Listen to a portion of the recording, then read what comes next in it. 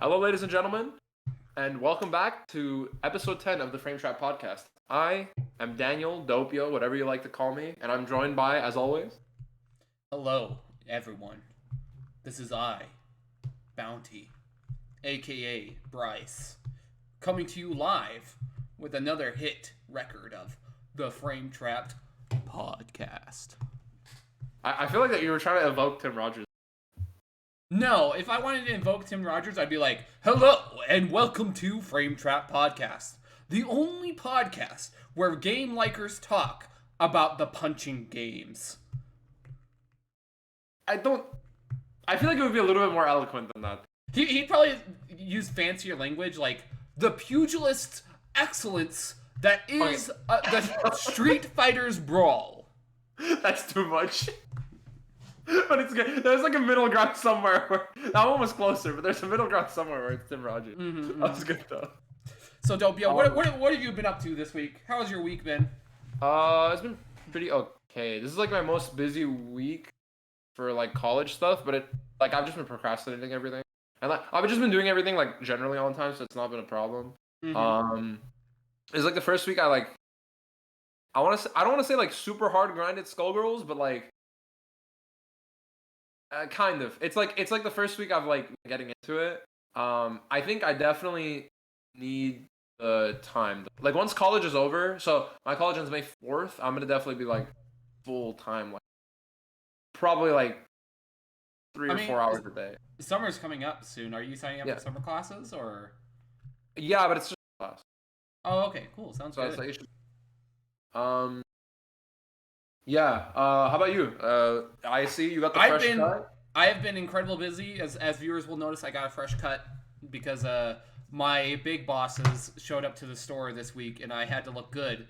And they recorded a commercial at my store, so I'm probably going to be in a commercial, potentially on Twitch TV, because for people on the podcast, I work for Esports Arena, so pushing a commercial to Twitch.tv sounds perfect for their demographic, right? Yeah. But, so you might see my smiling face beating some ass in Mario Kart. That would be, if I saw you in a Twitch ad, I would die. If we got your Twitch ad on, like, if I ever get partnered, and we get your Twitch ad on my stream, I will explode. That shit would be amazing. What I do in the commercial is that, like, I'm playing Mario Kart. Well, I'm pretending to play Mario Kart. I'll break the illusion. Sorry, viewers. I'm pretending to play Mario Kart. And the YouTube video is just playing, so I'm pretending to play Mario Kart. And I cross the finish line, and I go, oh! like, oh yeah! It's like... Well, was it just like a green screen effect with Mario Kart there? And so you're just, like, supposed to... No, we legitimately just put like a YouTube video of Mario Kart on a screen. That's amazing. That reminds me of, there's an old Garrett Williamson video of him playing, it's him playing Super Mario Sunshine with a N64 plugged in, with him holding a Wii remote, and he's playing the game with his feet, so that like no one can see is he's like moving with the Wiimote, and it's like it's so. Or some shit like that. It's like something really dumb. That reminds me of the stupid April Fool's joke that Hungrybox did this year, where he uploaded a video to his channel of like one of the matches that him and Mango played a long time ago in Melee, but it's done in the Smash 64 engine, but it still has Melee physics all over it. So the joke was like, yeah, we actually competed all the way back in Smash 64 against each other, when in reality that's just made up. Fuck. That's so dumb. No, my friend was telling me Smash Twitter does not know how to do April. Esam was like, I'm quitting Smash, and everyone's like, okay. Yeah, it's like, I don't really care. Sure, dude. Like, whatever. I guess you'll get 9th place in quitting too. Yo, hey, chill. Yo, hey. That has to be like one of the hardest burns I've ever like given to like somebody ever. Like, oh my god. That's fucked up. Hey, you can't make fun of motherfuckers for getting 9th place. That's hurtful. Esam, if you want to press charges, just my DMs are open. Okay, just call me up, dog. And then we'll do an interview on the podcast. We'll make content out of it. You're trying to... that, man. Always trying to go with that, man. Always be plugging. Always be plugging. Got that content machine rolling, you know? Yeah, dude. So yeah, let's get it started today. I know you got a kind of a crazy topic to talk about this. I'm interested to see what your thoughts are on this too. You've been playing a lot of Testament. I don't want to say an insane amount, but I've been like okay, I just wanted to drop the bottom line. It's Strive. There's not a lot to learn. Okay? Sure. The other thing is that I've been playing against Zakas, who's a top player in Europe. And we've typically when me and him play Strive, it's typically a back and forth interaction. Like he'll win a couple, I'll win a couple, he'll win a couple. But it's like for some reason when I switched over to Testament, he started winning a lot more, like an insane more. And I like really struggled to start a game plan. And I talked about this with him and he's like, yeah, you're right. Typically like you're pretty good at these types of things and like interacting with me well and stuff like that. But after like lots of research into watching other top players Testament, like I've watched at least like 4 hours of Testament gameplay footage at this point now.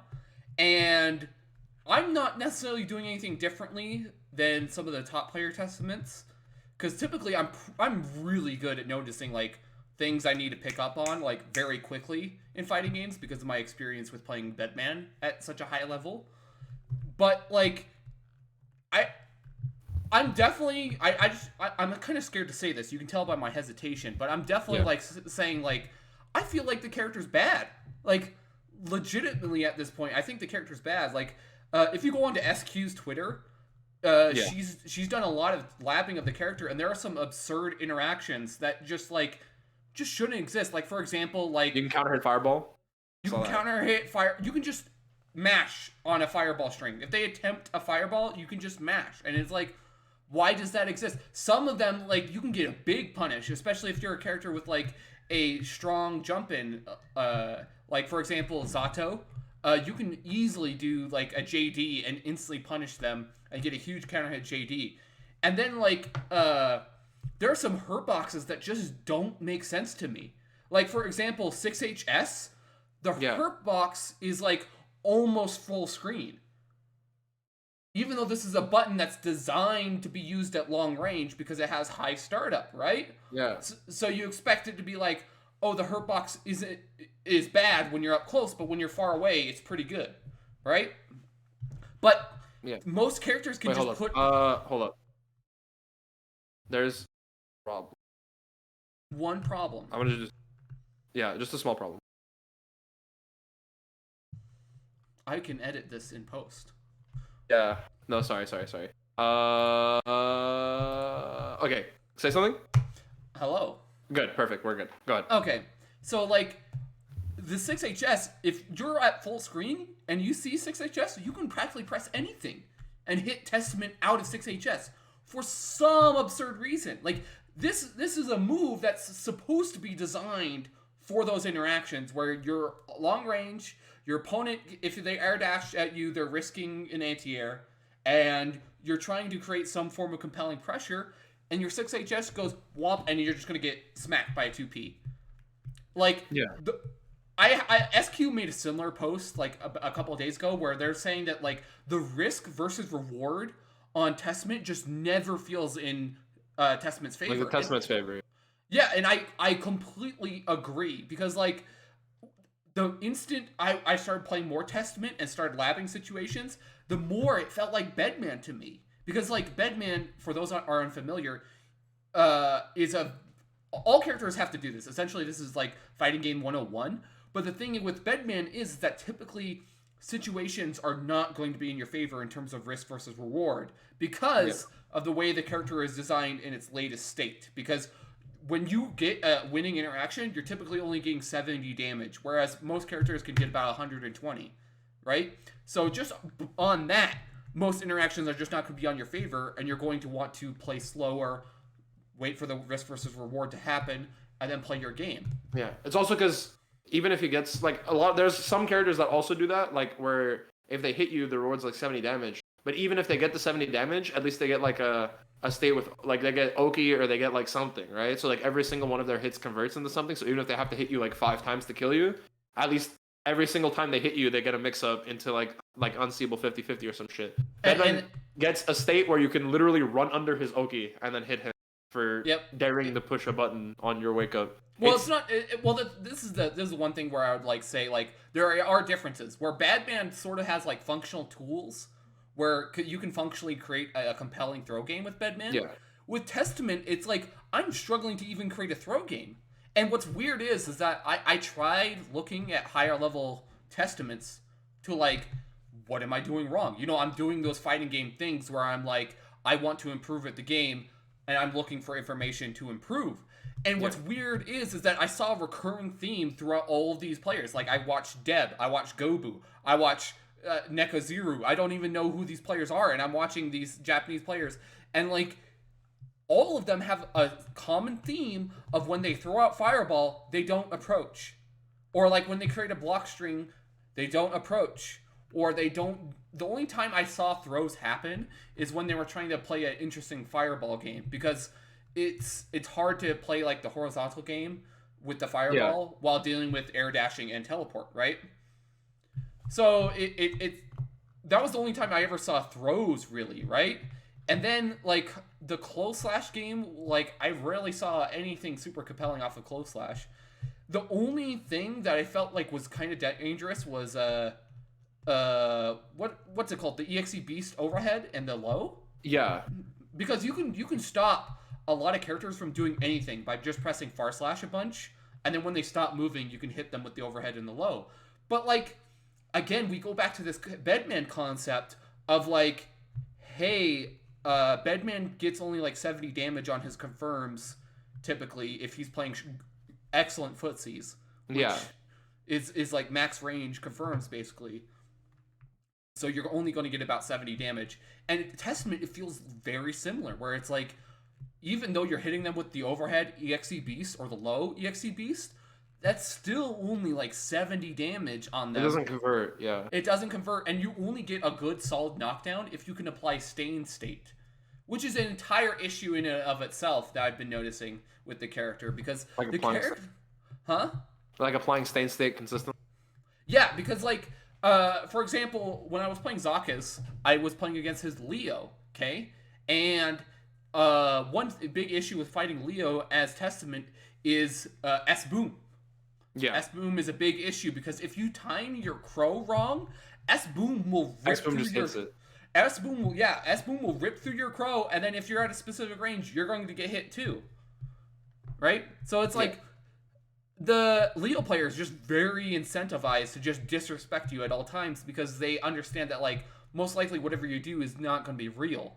And what makes it even worse is that your other projectile options that could potentially be really good here become horrendously minus on block because you don't have Stain State. Yeah. So it's like... And what's even worse is that I asked my local Discord, I was like, hey, what are you guys doing against Leo? And they said, oh, I have no issues with Leo. And I was like, are you sure? And mind you, I am playing against Zakas, like one of the best players in Europe, and I don't mind the challenge, okay? I am bred for the challenge, okay? You can call me a bottom all you want. I will take it. We play low tiers, dude. That's what we do. Yeah. We play low tiers. We're built for this. Yeah, we're built for this. But it's like... It's just like, it's a little frustrating when I ask my local Discord for advice, or at least VODs, and the locals still haven't uploaded any VODs for me to watch, because they said that they're having no issues playing against Leos. And they told me that I should just be using my teleport on a Fireball read, which I think is awful, because the teleport is like 35 frames. Wait, so like, you read their Fireball and you teleport into a Leo? Yeah. He's gonna 2H you, and then pillar you, and then fucking kill you? That's what I'm saying! And it's like, how can I do that against Zakas, one of the best players in Europe? And it's Zakas is gonna sit and down back full screen and wait for you. If you do that to him once, he will see you do that shit, never throw a boom, or at least like, wait until you overcommit on a Fireball that's counter-hittable from full screen. Wait for you to throw it, and then watch you teleport to HU and you fucking explode because it's Leo. That's what I told them. I said, the Leo player doesn't have to throw Fireball. Yeah. So, after dealing with that, then I wanted reconfirmation because Zakas played another top player in Europe who's playing Testament as well, and he also struggled with dealing with S-Boom, right? And I'm just sitting here like, what did they want out of this character? Because like I feel like the pieces are there for the character. The pieces in like my head, I'm like, if I had compelling block strings, the character could be sick. Like, very cool, right? Because you're not missing a lot. You're just missing, like, a way to actually do offense. You just don't have that. Like, it's just not compelling. It's not very dangerous. Because in most situations, your strongest offense comes from, like, you taking ridiculous amounts of risk to the point where it's, like, very easy for your opponent to stuff. Yeah. And I'm not sure if this is going to be fixed by labbing, because I honestly think that, like, some of the hurt boxes on some of the moves need to be like changed. And I'm not asking for drastic change. Like, for example, I think Far Slash is a fine button. It has great frame traps on it. You can use it to condition somewhat well. I'm talking about like absurd things like, for example, the 6HS hurt box. That should be changed. I feel like the character would instantly become a lot more consistent if you can consistently like force someone to block a 6HS, right? Yeah. Because blocking a 6HS means you can special cancel into Crow, which I think is plus enough to make it so that you can get a free stain state. What I think they're worried about is like infinite block strings on the character, right? And if that's what they're worried about, they need to redesign the character, because it's like, if that's the issue, then this character is literally never going to be good. Couldn't you just flicker IBFD and push them out? Yeah, you can potentially, like after 6HS. Or something. Like, why would they be worried about infinite block string point? Because like you can just flicker FD or flicker IBFD and then just push them all the way out. The other thing is that potentially you could, after 6HS, you can like jump straight up, and if they crow, you air dash forward after the crow's gone under you. Yeah. Right? Or you can just again throw Fireball if you think they're going to crow. But it's like, at least there's some more depth to Testament's block strings once you create 6HS as a good tool. Yeah. Right? Right now, it just doesn't feel like it's... Yeah. And then the other thing, I think they need to just reduce the recovery on the teleport, right? And in my local Discord, they sort of made fun of me because I said that the teleport's a gimmick. But it's like, it's 35 frames of recovery. Like, that's super reactive. That's half a second. You're going to explode. Yeah, it's like, that's like definition gimmick right there. Right? That's like double human reaction. That's like some shit that like, that's not some shit you say, oh, I'm on console, bro. Like, this shit works on console. You're not gonna hit me with this. You're not gonna hit me with this on Nesco arcade cats. Exactly, dude. Exactly, dude. 4. No, like that's some shit you get hit with. It doesn't matter. It doesn't matter how much delay you have. Because like 30 frames is like hella reactable, and the where you're gonna appear is not random. You see, like the person can see where you're gonna show up. So like they can have a response ready for when you teleport.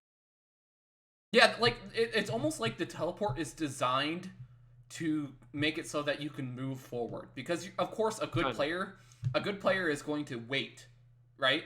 But then you come into the other issue where like your normals are going to be slower than your opponents. Like a lot of your normals are slow, but they're long range, but they're designed with that purpose in mind, right? Yeah. But it's like, even if you create a block string, it's not necessarily leading into anything compelling.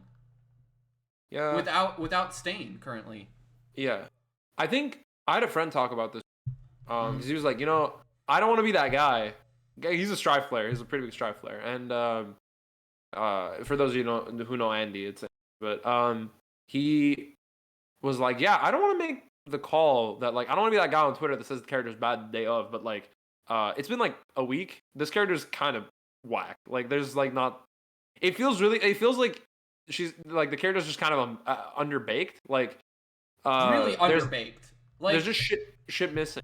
Like it's just not there. What makes me worried the most is that I'm coming from a Kai player perspective, because I've been playing for Kai for so long, and Kai was quote unquote considered like the worst Shoto in the game, right? Quote unquote. Yeah.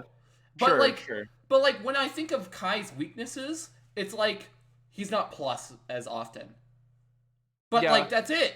That's To it. be fair, Like that's like most characters. To be yeah, fair, yeah, that's yeah, like most yeah, characters. and that's what I'm saying. But like when you think of like Testament's weaknesses, it's like no throw game, gimmicky teleport, really bad hurt boxes, Yeah. right? And it's like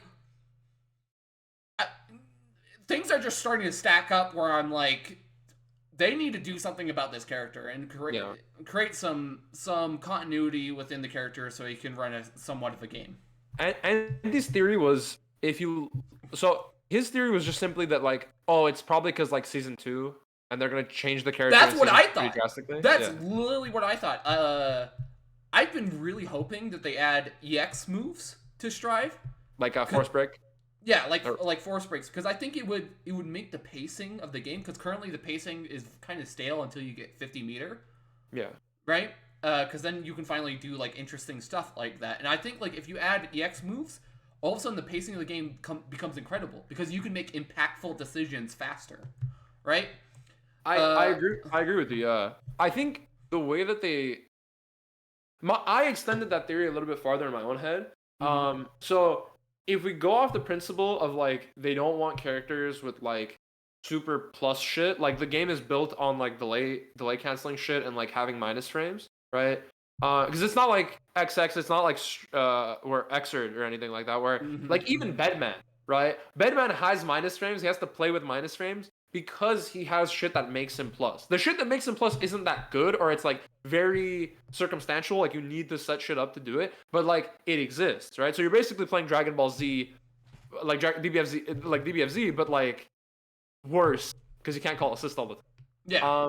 But in this game, that's not how it works. Like Milia's Lush Shaker is like -7. Like I was trying to pick up Milia, and I'm like, what the fuck? This is like really weird. Like you do not get advantage off anything other than this, right? Like you have to delay cancel your rolls and like take big commitments on shit when you know that they're gonna block, right? And so if you take that structure, that's like the opposite of what Testament does. In every single version that he's in, that he's good. Like, cause he just gets mad advantage off all of this shit, and you have to just deal with it all at once. I also think that like they probably didn't want to make Testament good, like immediately. That shit would have. I'm also thinking that as well. Like, is this like Monkey's Paw Curl? Like, Testament's in the game, but they're really bad, you know? Well, because they were bad in all of the double X versions except AC and plus R, right? Yeah, Generally. I think like, so. I think they have a similar power curve as Zato in Accent Core, because Zato and Accent Core will randomly like be the best character in the game, and then some versions of the game like just one of the worst. Like there's a version where if he goes into a flight at all, he's in counter hit state the entire flight animation. Shit. Yeah. That's crazy. So if you get in here, you're dead. Yeah, I mean, Testament was, from what I was hearing Deb talk about, it's like, yeah, Testament was just bad in most versions, except for AC and plus R, like, except for the last 2 versions of the game, just because they had, like, all that shit all at once. But the thing is, I think, what's interesting, too, is that, so you take this idea of what they wanted to build gear on, and then they also probably were, like, apprehensive about making Testament good, and then you get this character that's, like, kind of underbaked, like, can do some interesting shit in theory, but doesn't really, like, do anything, like, that's super strong. And then you realize, wait a second, there's like another character who does something similar, right? So like Faust has the same problem, where the character in concept is very strong. Like the character in theory is like a very powerful character. I've had an argument with friends about like, they're like, yeah, Faust is trash. I'm like, dude, think about, okay, watch Extra Faust, right? And then tell me what that character would be like if they could spawn as many items as they wanted all at once. Well, this again goes back to like the idea of like when we're talking about the history of balance in the game. Like Faust himself, like you can say he's a bad character because he's like worst among the cast, right? Yeah. But even when you look at his tools, he can still somewhat run a throw game. He can still somewhat run like these strive actions that the cast is made up of. Right? Yeah, but his fundamental, like his idea, like the idea of what Faust is supposed to do is very strong, but like him running the game plan in the game is very weak because his tools are so weak to compensate for the fact that his game plan is so strong. Yeah, so, exactly. Like, and then like you look at Testament, and Testament's not even managing to do a throw game. That's fair, but I also think like Faust has very similar problems too, where his buttons are just dog shit. Like his buttons just don't fucking work. And I think Testament's a worse version because it's like, well, like, what do you even like? Your fireball is counter hittable. Like, what do you fucking do? What do you do in neutral? What do you press? Like, you're just gonna explode. It honestly feels like the as time goes on and people find out more counter options, especially when they start learning the counter options to Testament, the character's just gonna get worse and worse. Like it's not like Faust where like you can spot the inconsistencies in the character, but it's like it's not like the player base is going to literally start counteracting your game plan. Yeah. Like that's not going to happen. Yeah. You know, you can still somewhat run your game, but like on Testament, it's like you start looking at Twitter tech and you start going, "What do I do? What? Huh? Yeah. I can't throw a fireball anymore? Do I just I think those are two characters that they're going to look to buff in the next patch, and I'm thinking that there will probably be like a lot of system changes that help them in a lot of ways, at least in terms of like but like actually making their buttons usable, because like a lot of their buttons, I mean, they're usable, don't get me wrong, I'm being a little bit high, but like just making them more able to like play at certain ranges, whereas like now at some spots of the screen they just don't have anything to push with safely. They have to take so much risk to like the three things I'd change is like make Stain a little bit more consistent to get. Okay, because currently it is, if your opponent has labbed or found out something that can prevent Stain pretty well, you're just going to struggle. Like, it's just going to be very hard for you. Two, they need to reduce hurt boxes on the character. Okay? And then three, enable Testament to be able to run somewhat of a throw game. Because right now, it's struggle busty to run throw games unless they're in the corner. Like, also, I was playing Kai, and like, I will literally like throw S fireball, right? And just like, sometimes I'll have my opponent conditioned enough that they're scared of S fireball and my like big 5HS that I can just run forward at them and throw them, right? But on Testament, it's very hard to condition for that kind of stuff because the normals are slower and you don't get any reward. So, I think the big thing for season 2, I mean, this is kind of segueing into Strive season 2 stuff, right? But like, I'm trying to learn Happy Chaos right now because I wanted to pick a character that was like very oppressive and neutral, and I have enough sense not to pick Ramethal, right? But there's like a lot of discrepancy in the way that the Strive cast is balanced, where like you'd imagine it's balanced around like minus frames and this whole delay shit, and then some characters just have plus buttons for no fucking reason. Like they're just like, oh, you know what? Fuck it. Like, go. Do your thing, right? Like Leo can be +3 off of like any hit, like any hit in back turn. It's like, why? Or like Happy Chaos getting plus off shit. That makes characters like Testament even worse because like you literally can't run an offensive character, right? Even the way that like most characters run it, like most like decent to good characters can run offense, and then on top of that you have characters who are like plus off shit they just should not be plus on and can enforce game plans so well that you just can't do anything. Like you have to take massive risks against those characters to fuck with their offense, and if you guess wrong you die. Whereas like with Testament it's just kind of like, oh, okay, if you try to do anything I'm gonna just like hit you out of it and you just like explode because like why not. It's just very strange, and this is like the first character that's come out where I'm like legitimately like questioning like what is the balance here, you know, because they've been really consistent this season. Like most of the characters that they come out with have been like not broken. You could make an argument for a Happy Chaos, but I don't think there's an argument. I think he's like good. Like I think he's very good, but I don't think you can make an argument that there's any character that's broken either up here or down. Yeah. Since the DLC has come out, they've all been like solid. Like they just have been solid characters, no mega complaints, just solid character design, right? And then Testament comes out and it's like it feels like your mom just made gumbo, but she didn't put any rice in it. I've never had. Okay, well, you're missing out. Okay. I am missing out. I actually do want to try it, but yeah, it's like it's missing an ingredient. I get your opinion. Well, gumbo is also a soup where you just take anything that you have in your fridge and just throw it in there. Isn't it just vegetable soup? No. You see, the origin of gumbo comes from like poorer communities. Yeah. Who are like it's typically southern communities, right? Poorer communities, and then they just like take whatever there is in their fridge. It can be literally anything, and they just toss it and make it a soup. But it usually has a rice base because like rice is cheap. So that's what I mean. And it's like the soup. It feels like they have all these ideas that they've tossed into Testament, and then they didn't put in the rice. And it's like, well, what was the point then? Yeah, what was the point then? Yeah. Huh. Okay. I mean, speaking of half-baked ideas that feel undercooked. Anyway, the DNF dual beta. Let's fucking go. No, you didn't have to do them that badly. Yeah, I stole your fucking segues, dude. I got the power of segues this fucking time. Do we just trade off every week where one person has like powerful segues and the other one doesn't? No, we'll probably both be able to do it in one episode. But I was thinking about this. I'm like, fuck, this is a good one. So I played a little bit. You said you played a bit, right? I only played the original beta. I didn't play this beta. Okay. I played like 4 to 5 hours. I watched quite a bit of it. I checked Twitter a lot. So out of the 3 things that Korea has ever done wrong, gaming related, was A, they fucked up guns. 2, I think they bought RuneScape. Are we talking about Gun Z? Yeah, Gun Z. the MMO with the guns. Yeah. I think they fucked up RuneScape, but I might be wrong. Wasn't it a Korean company that bought up RuneScape? They did, but they do a good job with that game though. Wait, old school RuneScape or new school RuneScape? Old school. Oh. Anyway, they fucked up MapleStory. My bad. Other MMORPG. And oh no, they've ruined MapleStory. I'm so shocked. Shut the fuck up, Bryce. It's almost like that game was ruined by releasing. They fucked up MapleStory and this beta.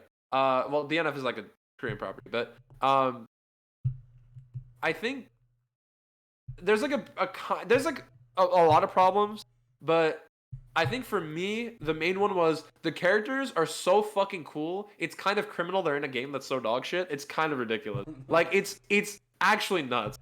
Okay, not to hate on the game entirely. Okay? Yeah. Okay, I actually like moving in the game. Okay, I did too. Movement feels great. It's one of the few games that have come out recently where they're like, "Hey, we want you to move, and you can feel good while moving." Okay? I mean, here's the thing. I think the movement at a like a base level is fine, but the problem is buttons that are bigger than like they're bigger than extra buttons. This shit is ridiculous. Bigger than Thor's dick. What's that? Bigger than exactly. Thor's dick, right? Thor's dick, exactly. Yeah. Sus? Anyway, yeah, they had like crazy big buttons. Thor, and then if you're out there, call me. Chris Hemsworth? Question mark? Yeah, Chris Hemsworth, call me. But yeah, they omega big buttons and like 5 frames delay. Mm-hmm. That shit just ruined it for. I could not. Like I was like, how do you play this game? Like, because it on a fundamental level, like the movement is fine. I think the input system is fine. Like a lot of people are like, oh my god, it's I have issues. I have issues with the input system. Okay. Really? I don't have issues with like quote unquote the idea of fighting games are getting easier because I hate that take so much. I hate it. Okay. But I have issues with the feel. Okay. Because like whenever I'm doing a combo, I feel like I'm like on a Fisher Price like, like put the shapes in thing. That's what it feels like to me. So like inherently whenever I'm doing combos, I said this when the first beta came out and I was like, it just feels like sort of like a party game.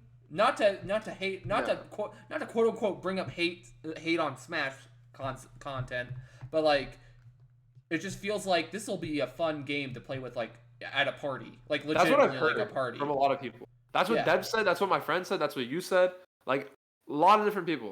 Like a lot of people saying like it's kind of like it feels like a super mashy game, but just not something you would play competitively. Yeah, like I legitimately want to get the game when it comes out. I'm just gonna have it be like, hey, there's this fun fighting game that I can show you. To be like it'll be like my favorite Kusoge, quote unquote. It's not Kusoge. Get the fuck. No, you can't do this. You cannot ruin my favorite genre. It's not Kusoge, Bryce. The game, any game I can't do offense in is not Kusoge. That's not how this works. Okay. Everyone trying to bastardize my fucking... Hey, I'm playing Kunoichi in the game, and I was running offense just fine. Sure, yeah, against people who don't know how to fucking guard cancel. Oh, okay. Oh, sorry. Sorry, you don't know how to bait dead angles. Bro, what the fuck do you mean? Like, literally, I would bet my entire fucking paycheck they did not know what the fuck the button was. I'm telling you. There's no tutorial in the game. There's no fucking training mode. God forbid you want to look up a move list.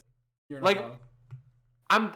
Bro, I literally had this in front of me while I was playing the game, looking at my, like, oh, fuck, I guess this is my DP now. Like, bro, shit was trash. I thought that was really, like, I think the structure of the beta in general was just trash. Like, the way that lobbies worked, the way that you didn't have a training mode, there was no tutorial, there was no input list, there was nothing. Like, how do you, I mean, I get it, like, yeah, let's get everyone on an equal playing field or some shit, but that doesn't stop the people who are just gonna, like, anyway, like, get in a lobby with their friends and then just, like, lab a bunch of shit anyway. That doesn't stop people.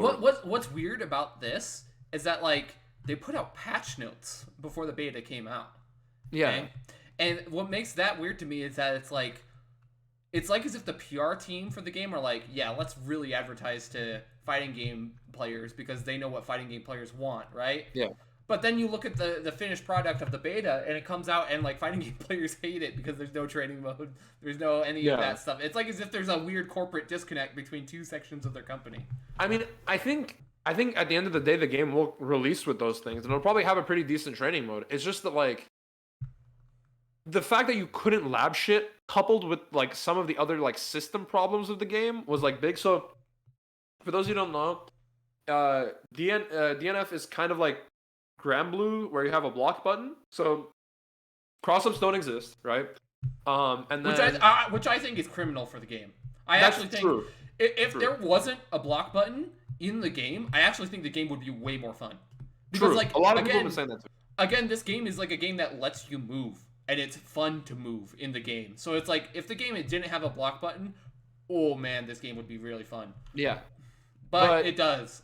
As it stands, you can't cross people up with a block button, and getting high-low is very difficult. The way that you do offense, right, is that you set up situations that... So in this game, you have like a guard bar, kind of like Xenoverse, or...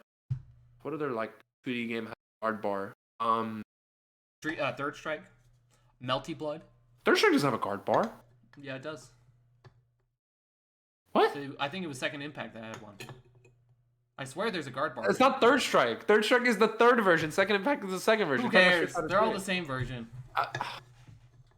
You want to tell that to the fucking Yun players doing underflow glitches to infinitely fucking Genijin me to death? Are you going to get on my case, Bathael? Yes, I'm...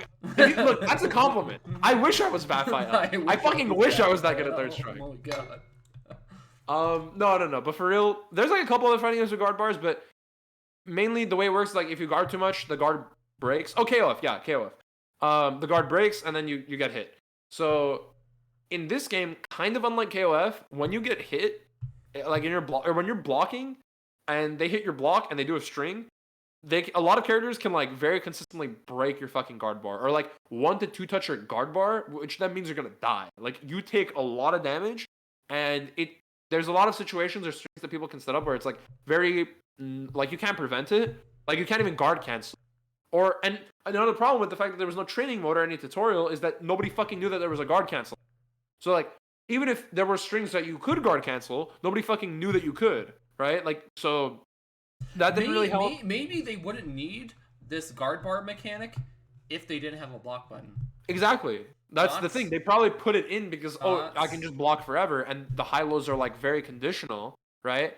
And then the throws also don't give you a lot. Like throwing in fighting games is good, obviously. You want to throw, but like it doesn't give you offense really. It just does white health, and it's like, okay, like this is fine, I guess, but like I would rather be hitting them here, right? And it puts me in a kind of not that great situation. So like why, like ideally I'd be wanting to hit them. So there's already like a reason not to throw, and then you put the whole guard break system in there, and it just fucking shatters. On top of that, you have like characters like Inquisitor who just do the wheel like 5 times and then break your guard bar, and you can't guard cancel it. It's like, okay, what the fuck, dude? Like, what am I even here for? What are we fighting for? It's pretty sad that like they're flubbing so much on like these specific system mechanics, because I honestly think the meter mechanics are super interesting, where you give up health for meter. I think that's awesome. That's such a cool mechanic. And then you come over here and it's like there's a block button and there's a guard break. Like I feel like you could just like have no block button, make mix up a little bit schnastier, and then all of a sudden you have a cool game. That's fair. I also think the game is kind of struggling to know what it wants to be because it's trying to be like this. It sure does feel that way. Yeah, it's like this like versus game-esque cancel system with like a lot of like freedom in what you can go into and what you can cancel out of, and it like has that sort of like feel to it, and the buttons are like massive, and like there's a lot of like power. Like it feels like the character should have a lot of high power, but then you have like Grand Blue system mechanics, and you're like, why the fuck am I playing? Like, what game is this? What am I playing? Is this like DBFZ if the designers decided to stop one day? Like, what happened? It could honestly be that disconnect between like, remember that aiding and / Arc System Works, because I'm sure they're using Arc System Works architecture to create the game, and then aiding is doing most of the development, right? But it's like, I'm sure it's just a disconnect between like the arm of the corporate and the arm of the developers, right? Because we all know aiding. Aiding is like an incredible fighting game developer who makes some of the like the most fun fighting games on the market. Like 3 of my favorite fighting games are aiding games, right? Like which ones? Gekito Ninja Tyson 4, Ultimate Marvel vs. Capcom 3, and there's one more that they made on the Wii. I think it's the Tatsunoko vs. Capcom? I think it's Tatsunoko vs. Capcom. But the point is that like they are known for creating just fun fighting games. Like these are just, even though they're volatile, they're messy, but they're fun, right? Because they are okay with that stupid shit, right? Yeah. But then you come in here and it's like one side of it wants to be really fun, as we can see, because like there are moves that are just really plus. There are moves that cover the entire screen. There are huge flashy effects, just like every single other of their fighting games. There are just like lots of reasons to look at this game and say this is a crazy fighting game. And then you look at like the system mechanics, and it's like as if the system mechanics are like purposely designed with like, I'm not gonna say casuals, but like extremely new to fighting game players in mind, and it's creating this sort of like tone deafness to the feel of the game. My oh, chow man, I don't normally acknowledge the chat in these, but there's one bigger than Nova Dolphin. And I was talking about big buttons, and I'm crying. You like that? Like but that? yeah, Energy Javelin. Dude, I fucking love them. But yeah, currently DNF Duel in its current state, tone deaf. Yeah, I mean, we can make assumptions about the dev stuff, but at the end of the day, it could very well just be something that they wanted to implement and try. Because I want to imagine that the reason that they did it this way is because it's easier for beginner players to do this. Like, it makes more sense intuitively, right? Like, if you guard too much, you're gonna get guard broken, right?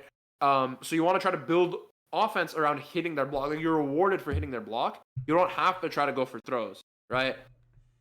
But then the game just doesn't feel like it's built for that. Like, there's so much cool shit that you just can't do, or it doesn't really do anything. Like, it just kind of exists for no reason. I think, yeah.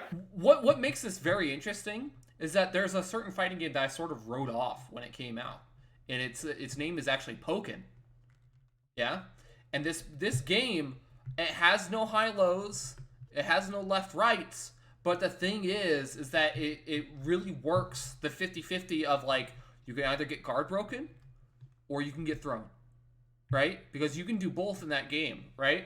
And what's really fun about that game is that their character design really, really works this. Like, for example, Machamp, one of the worst characters in the game, is super sick in that game. I fucking love Machamp. Because I fucking love Machamp. Yo, talk to me. He is a sick frame trap monster, but he has one command grab. Okay? And this command grab is confirmable, and it's mega fun to land. Because you're it's only what he needs. Yeah, and remember, this character is low tier, so his frame data is sort of bad. So the opposing player is really encouraged to mash on you, right? But Machamp is just sick, so he just like you either like beat the shit out of him for mashing on you, or you do your sick like seismic toss, I believe is what it's called. Seismic toss, yeah. You just spin in the air and you slam onto him, and then like they pop up and you can do a continuation combo. It's super cool. Right? I've been telling everybody about Pokken, and everyone clowns on me. This is I feel that game. I played it once before I left Texas, and immediately my entire thought process on the game changed. I was like, oh shit, this game is cool. That game's mad hype. I'm like, it is very, very, very cool. Like, I would make some tweaks. Like, for example, I don't really like the assist system. Yeah. That much, or like the meter like boost system. That's kind of lame. But the core fundamental system mechanics, which is what we're talking about in terms of DNF Duel, is super sound in that game, and that game appeals to core new fighting game players and veteran fighting game players. I think Justin Wong is like a 2-time winner for the World Championships for that game. So it's clear that he likes that game, right? So it's like, what's it called? What's it? So it's like these core fundamental concepts, they just need to apply a similar tact to DNF Duel, where it's like, hey, let's try and create a system mechanic that feels rewarding, most of all, without feeling punishing on defense, right? So then, like, that's the other thing about Pokken, is that if you do something wrong on defense, you understand that you got outplayed. But like you said with the Inquisitor, when you put out the wheel and you're just guard broken, that doesn't feel good. You didn't have an opportunity to outplay. You didn't have an opportunity to make any sort of decision. You were just forced to block, and then you got hit. Yeah. I think that whole, I think you can make I think we're both of the consensus that this game could very well be good. Like it is something that, like, when it drops, it could be a very solid product. And I think they will probably take a lot of lessons from this beta, because there's a lot of people talking about it. But yeah, like it does need a lot of work to get there, for sure. But I think it will get there. It's just it's definitely not a game I'm gonna buy on release. Like, I'm gonna wait. I would recommend that too, personally, based on what I played. Hold off on it, see how it turns out. If a lot of people are liking it, or if it seems like there's something in there that you're really into, then go for it. Yeah. I think speaking of things that feel really good, so the Street Fighter V final patch dropped, and we did play it. We did talk about this last week, but I labbed some stuff in the game, and I was specifically labbing Kage because, again, like I said last week, I was Eiryu main in Street Fighter 4. And I say Eiryu main in like quotations because that was my first ever fighting game that I actually tried to play, right? And I only have like 300 hours in it. But Kage has been bad since his release. And if you don't know, Kage got mega buffed in this past patch, and I finally labbed some stuff with him, and it's really fun. Like, it feels like he's plus practically anytime he's this close to you. If he can touch you with one normal and you're this close to each other, you're plus. No matter what. It's your turn, buddy. Go wild. And it feels good, right? And I'm noticing other changes like this across the cast as well. Like, for example, Sagat really struggled to convert his confirms from like this far away into something really compelling.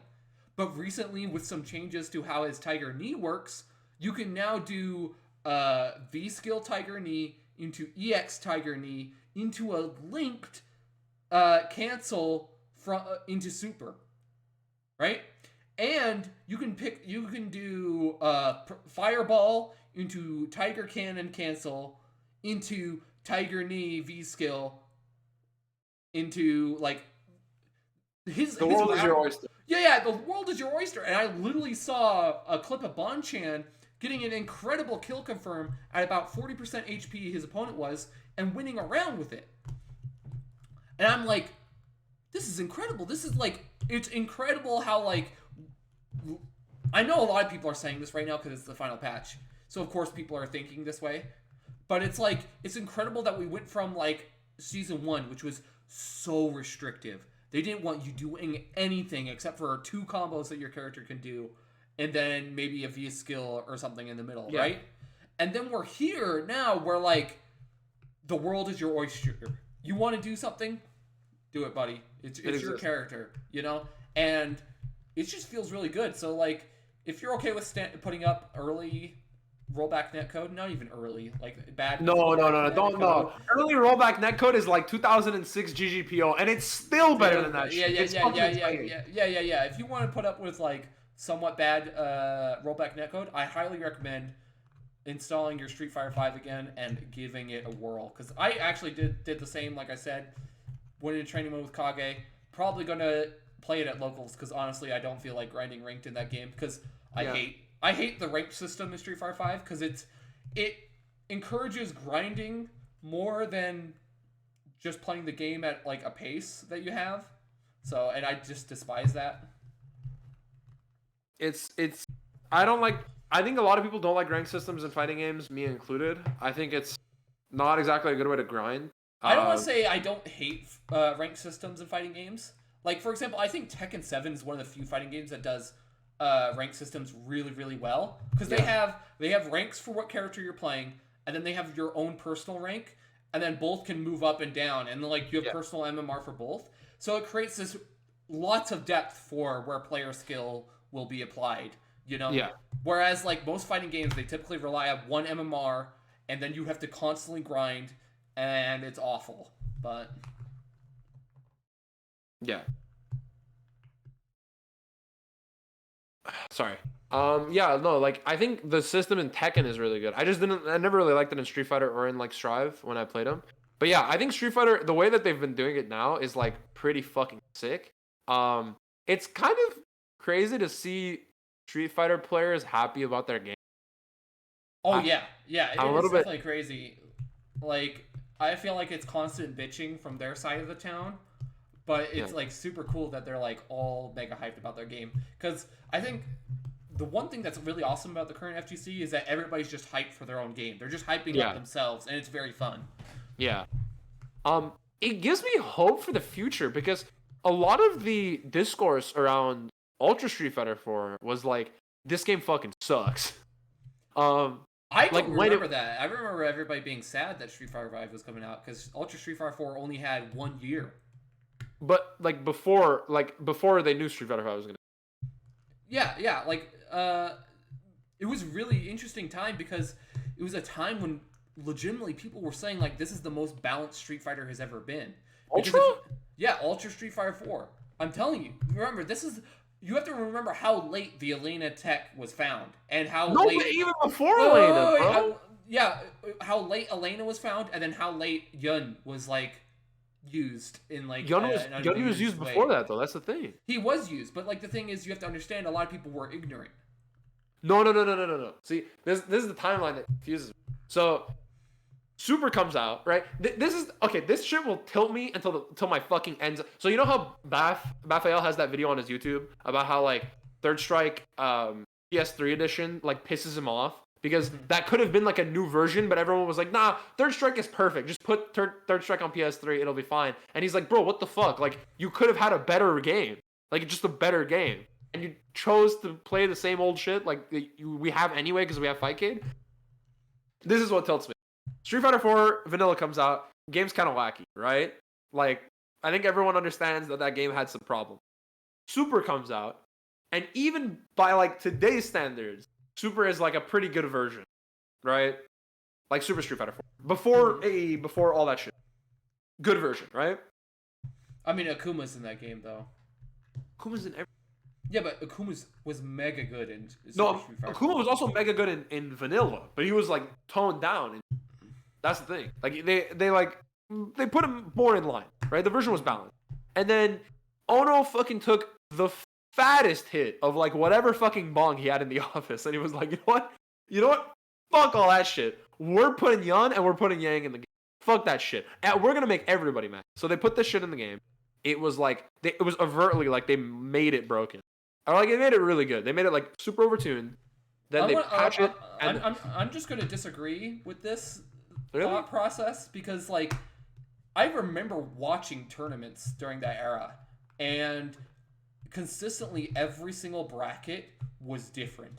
Every single one. There were different characters every time, different players every time, and it was incredible to watch because like I don't think there's been a game since like Exerd that has brought that same level of like difference in terms of brackets. Like the only bracket that really brought like, oh, Yun is a problem is literally the last bracket that Street Fighter 4 was played on, which is Capcom Cup. What about AE?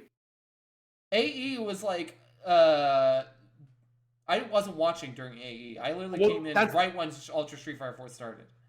That's like Daigo picking up Yun era of like, fuck, this is bad. Like, it got bad. That I've talked to people from that time that were like watching that, right? Well, and I didn't watch during AE. I'm mostly talking about Ultra Street Fighter 4. Yeah, Ultra in its infancy was like fine. I don't have any like, I'm not trying to be a doomer about it, but it's just more like the versions of Street Fighter 4 were very weird, and from what I can gather based on a lot of people, what they were talking about, Ultra was like, fuck, Evil Ryu is kind of crazy, and they didn't really nerf Yun all that much. Yun winning Capcom Cup was like a problem, according to a lot of people. It isn't. The thing is that with the history of Ultra Street Fighter 4, like, again, Kazunoko literally only won Capcom Cup during that time. Like, he was godlike. Don't get me wrong. He was godlike, and he would run through brackets, but, like, typically you didn't see him at, like, the very end of brackets. Like, the major winners for that game were typically Xian, Daigo, Gamer B, Pumko, Gamer B, Bonchan, PR Balrog, Infiltration, like you said. Like, it was typically those names. So it's like when Kazunoko came out and was like, hey, I'm going to play Yun, and then he actually dominated up till Capcom Cup, that was weird. And then everybody started to catch on like, hey, Yun is just really good in this game. So it's like, I just don't follow along with people who are like, Ultra Street Fighter 4 was a bad version. I'm just like, but objectively, like estranged from time. If you look at it right now, Ultra Street Fighter 4 was a kind of dog shit. Yeah. Like that game is not like. I honestly think probably Vanilla Street Fighter 5 was better than that shit. Honestly, it might come from like the high execution barrier, where it's like you've had like. I think when Ultra Street Fighter 4 came out, it had been like 6 years. Yeah. Since the original version, you have all these legacy players who've been playing for 6 years, right? And they don't want to swap mains because the execution barriers are so high in that game. Yeah. Remember, 1 frame links, everybody. 1 frame. Yeah. Okay? So it's like, I feel like that's what created bracket variety, because everybody was so intimidated to swap to different characters that like it created the bracket variety in a nutshell. It's similar to Exerd and Accent Core in that way, where it's like the execution barrier is so high that they encourage you to just play one character.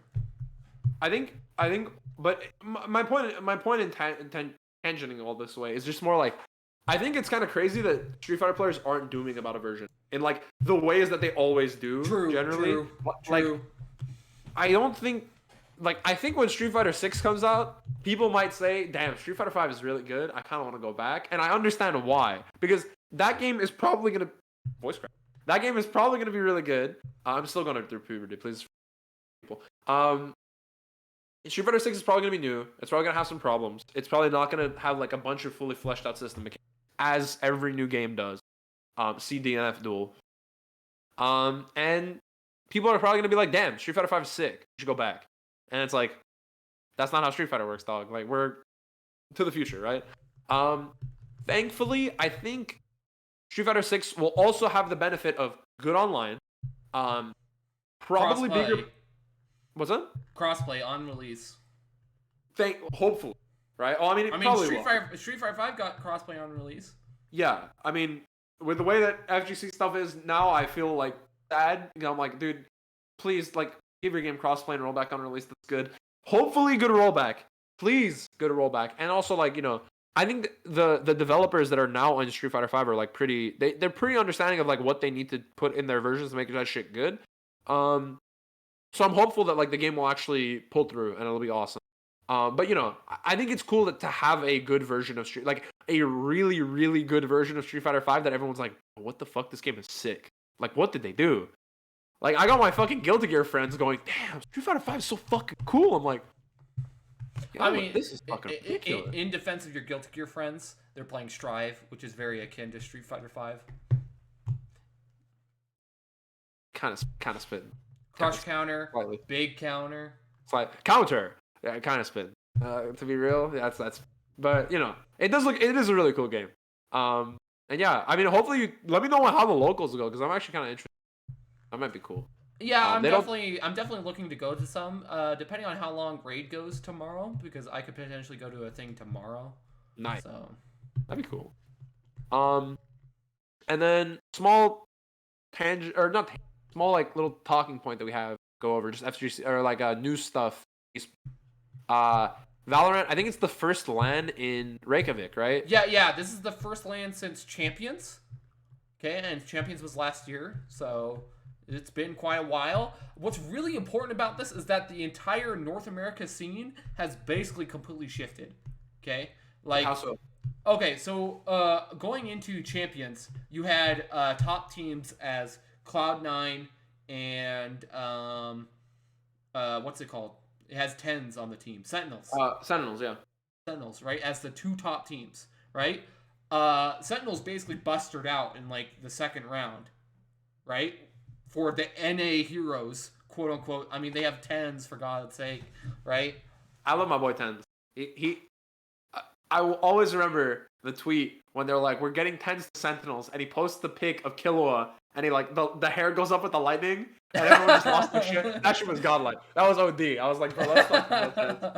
But yeah, but the NA heroes busted out. Yeah, the NA heroes busted out, and then Cloud9 actually sort of had a deep run. I think they made top 8, but I don't think they went further than that, right? What's weird is that you come back to the end of this season, we've had new entries into VCT because each season you have to qualify for. Yeah. Right? And you had so much drama because TSM was basically fucking up. Like, their team, dog shit. Absolute dog shit team. And then you had, what's it called? SKT Telecom T1. I don't know why my brain thinks that whenever I think of something, I have to say the full name every single time. Well, you actually said it. It's SK Telecom T1. It's not SKT Telecom. That's like 3 T's. But that's what I mean. That I still said the same. You said the whole thing, yeah. Yeah. But I do that with Guilty Gear characters. Like, I can't just say Soul. I have to say Soul Bad Guy. Like, every time. It's very weird. It's something. I think it's because I say Bedman, and Bedman is one word. Yeah. So I just think of other characters as one word. Yeah. Now you mentioned that, I do. That is something you do. Yes. Yeah. It is. I've had a couple people tell me like, why don't you just say the first name? But anyway, that's besides the point. Go ahead. But yeah, you had like SKT Telecom T1 did it again. Try to enter and they busted out. In fact, they even got caught cheating. Wait, really? Yeah, remember we talked about that because yes, we did talk about that. Sewers, oh shit! Help Sewers. That shit was so. Yeah. They got caught cheating, and then you have these new teams in the fray with the Guard, who have an incredible Silva player named Trent, and like if he needed somebody to inseminate his wife, it would be me. I would help him inseminate his wife. Okay. What the fuck? You're gonna get me banned on Twitch, motherfucker. Oh my god. You could have literally said anything. It cost $0 to make a good metaphor. It's zero. It costs no money. Inseminate his wife. I'm gonna open a window now. It smells like shit in my room anyway. Oh my god. But it's fucking grass outside my room. One of us needs to go touch it. So the Guard, and they're now going to Masters Reykjavik. Sentinels busted out in groups. Like, they did awful. Like, they did so bad in groups that when Tens moved to California and he was playing on 75 ping, they moved him back to Texas. And he still played bad on 45 ping.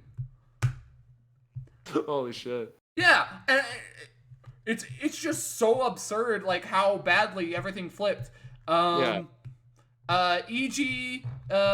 qualified.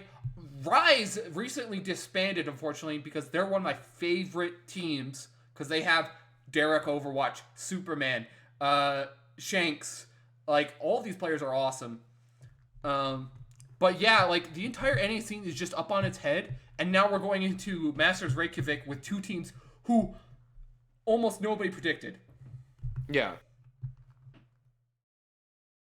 That's kind of crazy. I mean, that, like, because thinking of, like, Sentinels and SKT and, like, these big orgs that, like, normally are, like, the sort of, like, the running stars of Valorant for, like, a very long time have been. To see, like, the sort of, like, the team, like, the structure flip is, like, kind of big. It's a very big deal. I think it's just interesting the fact that there's even a LAN in, like, it's cool that they're doing it in Iceland of all places. Like, it's a no. Iceland is very popular for LANs. Cool. It's because, like, a lot of, I don't know if you know this, but in Europe, esports is way more popular than it is in America. I mean, like, you mean like FPS esports? No, I mean just esports in general. Really? You have to remember our Russian team won TI this year.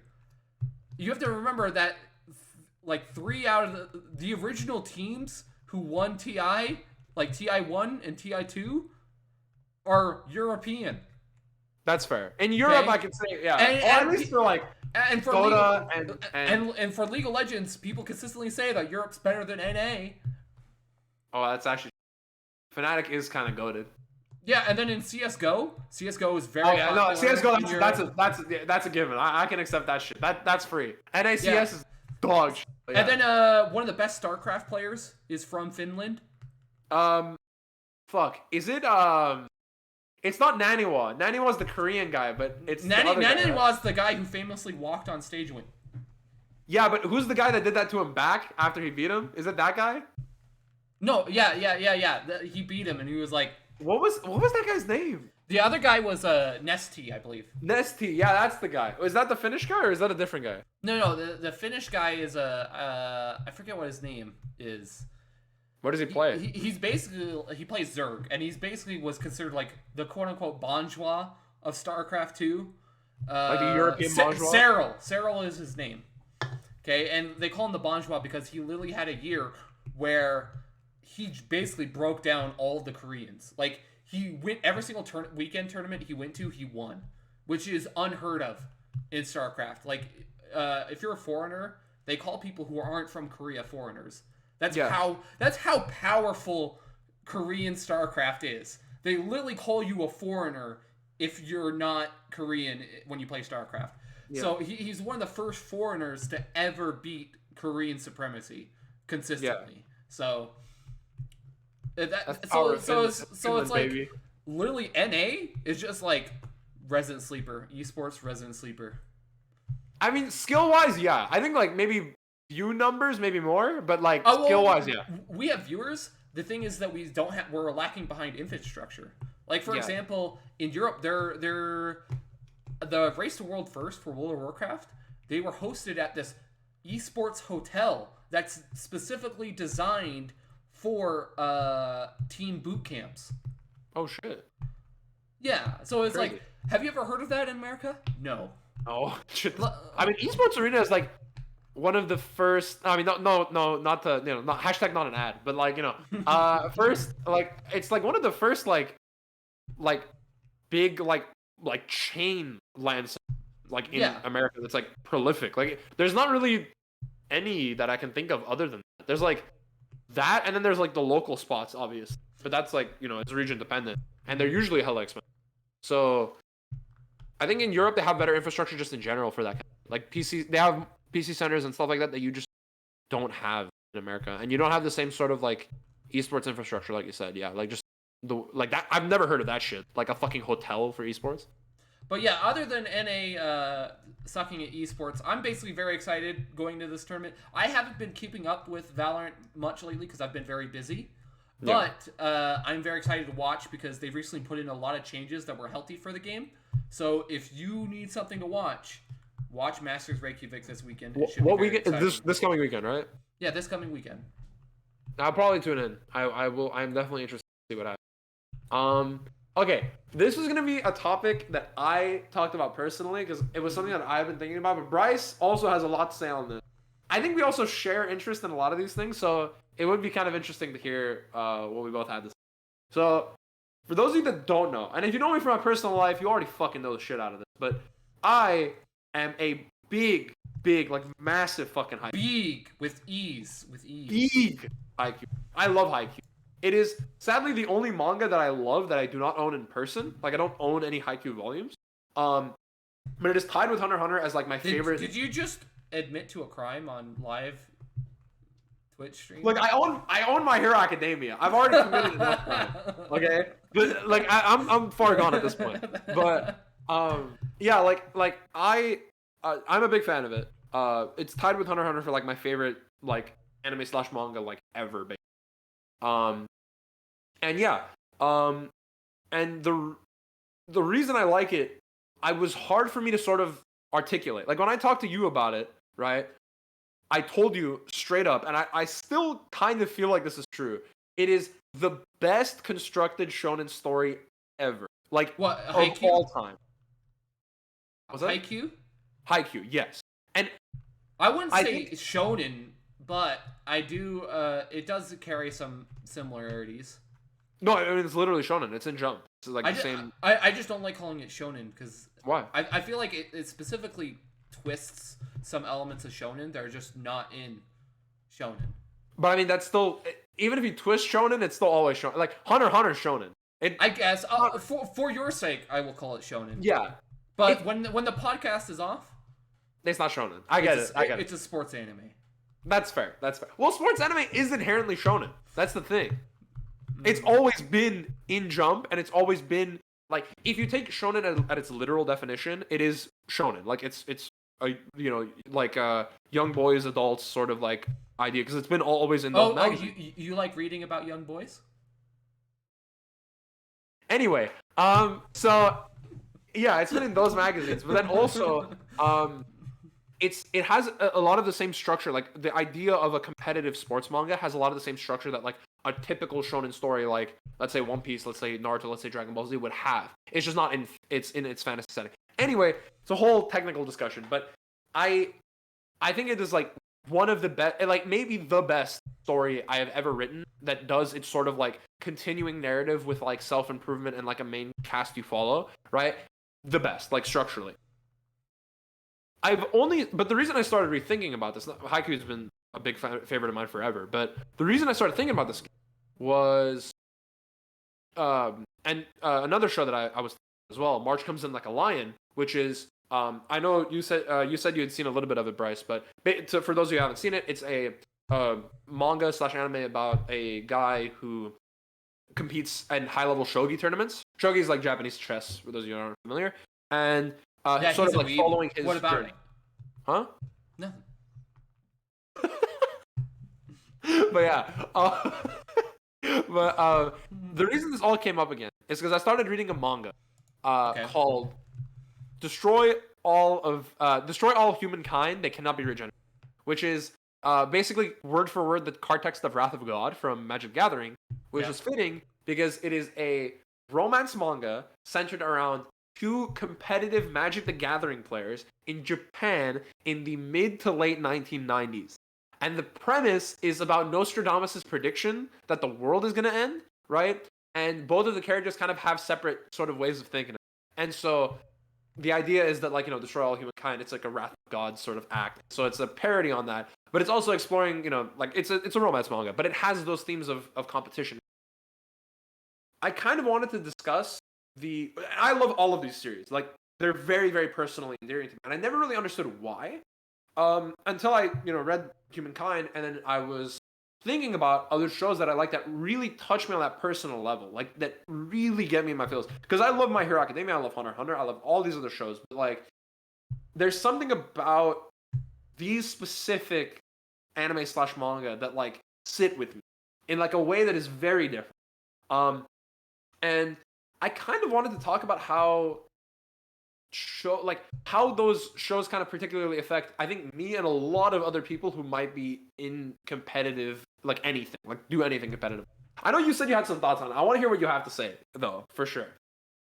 Well, first of all, a lot of my motivations to get better at Guilty Gear is actually comes from two things. The second thing I won't talk about because it's very personal, but the first thing I will. Okay, it actually comes from a lot of that same media of wanting to improve at something, and there's actually a very striking scene in season 2 of Haikyuu where Suki gets actually confronted by I forget his name. He's like he's not a main cast character. He's like the Nekoma team captain with the spiky hair, Kuro. Yeah. Well, there are multiple characters that are involved in this scene, but I was talking about like his sort of friend that's mostly just follows him around. He's the Kuro? guy that was learning serving. He was hardcore learning how to serve. Yamaguchi, the green hair. Yeah. Yamaguchi. He gets confronted by Yamaguchi because he knows that Suki is talented. Well, I hate using the word talented. He knows that Suki can improve, and he's clear that like he has some skill, and he can, if he focuses on his skill, he can improve faster, right? And Yamaguchi gets angry at him because he's stagnant. He just doesn't want to put in the effort, right? And this is also reflected, as Doppio said, in another moment where Kuro was like expressing his passion for volleyball, right? And explaining to him that like, oh, I just want to get better because I like the game. You know, I like these things. And Suki then has this response to Yamaguchi about how if you continue to improve at this game, there's always going to be somebody better. It doesn't really matter. Like he's basically saying that like I'd rather just be competent, you know? That's all I'd rather do. You know, I wouldn't want to bring anybody down, but I'm not trying to bring anybody up, you know? Yeah. And that's what he wants to do. He just wants to slide by his pants.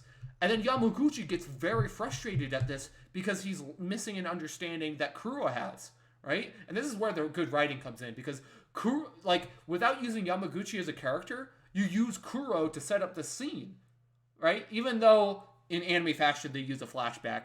And I hate it for using a flashback.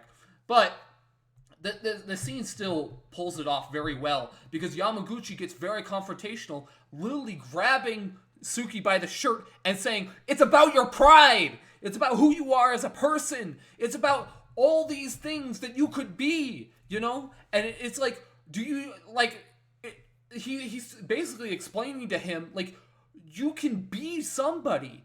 You can be one of these few people that are willing to work hard and become one of the best at what they do, right? And it doesn't matter if somebody's better. You could be one of the better players, right? Yeah, you can always be better. It doesn't matter who's better. And one of my favorite quotes is Yamaguchi directly tells him it's about his pride, right? And I think that's like an incredible line, because there's a lot of moments. I do a lot of coaching in fighting games, okay? Like, I coached Doppio for the longest time.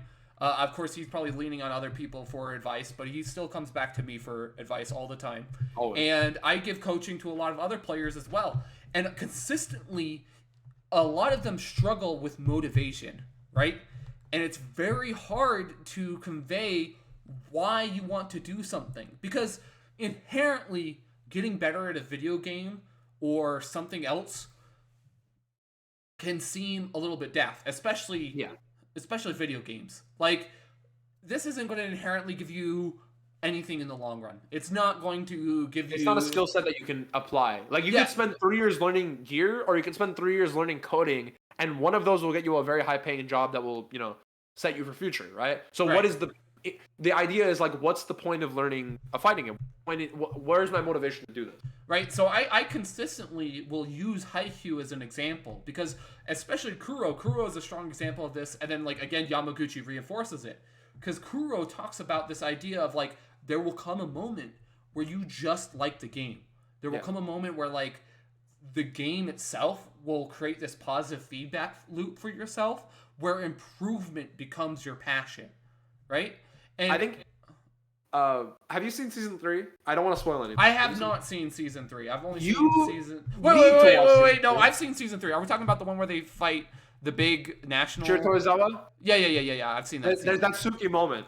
I always forget that one's season 3 because they don't call it season 3. They don't call it season 3. It's just the fight because it's the one. But yeah, sorry. Go ahead. Yeah, like you're going on. He's talking about how in at some point there will come a time where I think I remember almost the exact quote. It's like there will be a time where all of that fades away. Where you will fall in love, like completely in love with this game because you will have earned it. It'll have hit you and it'll be yours. And that will be your moment.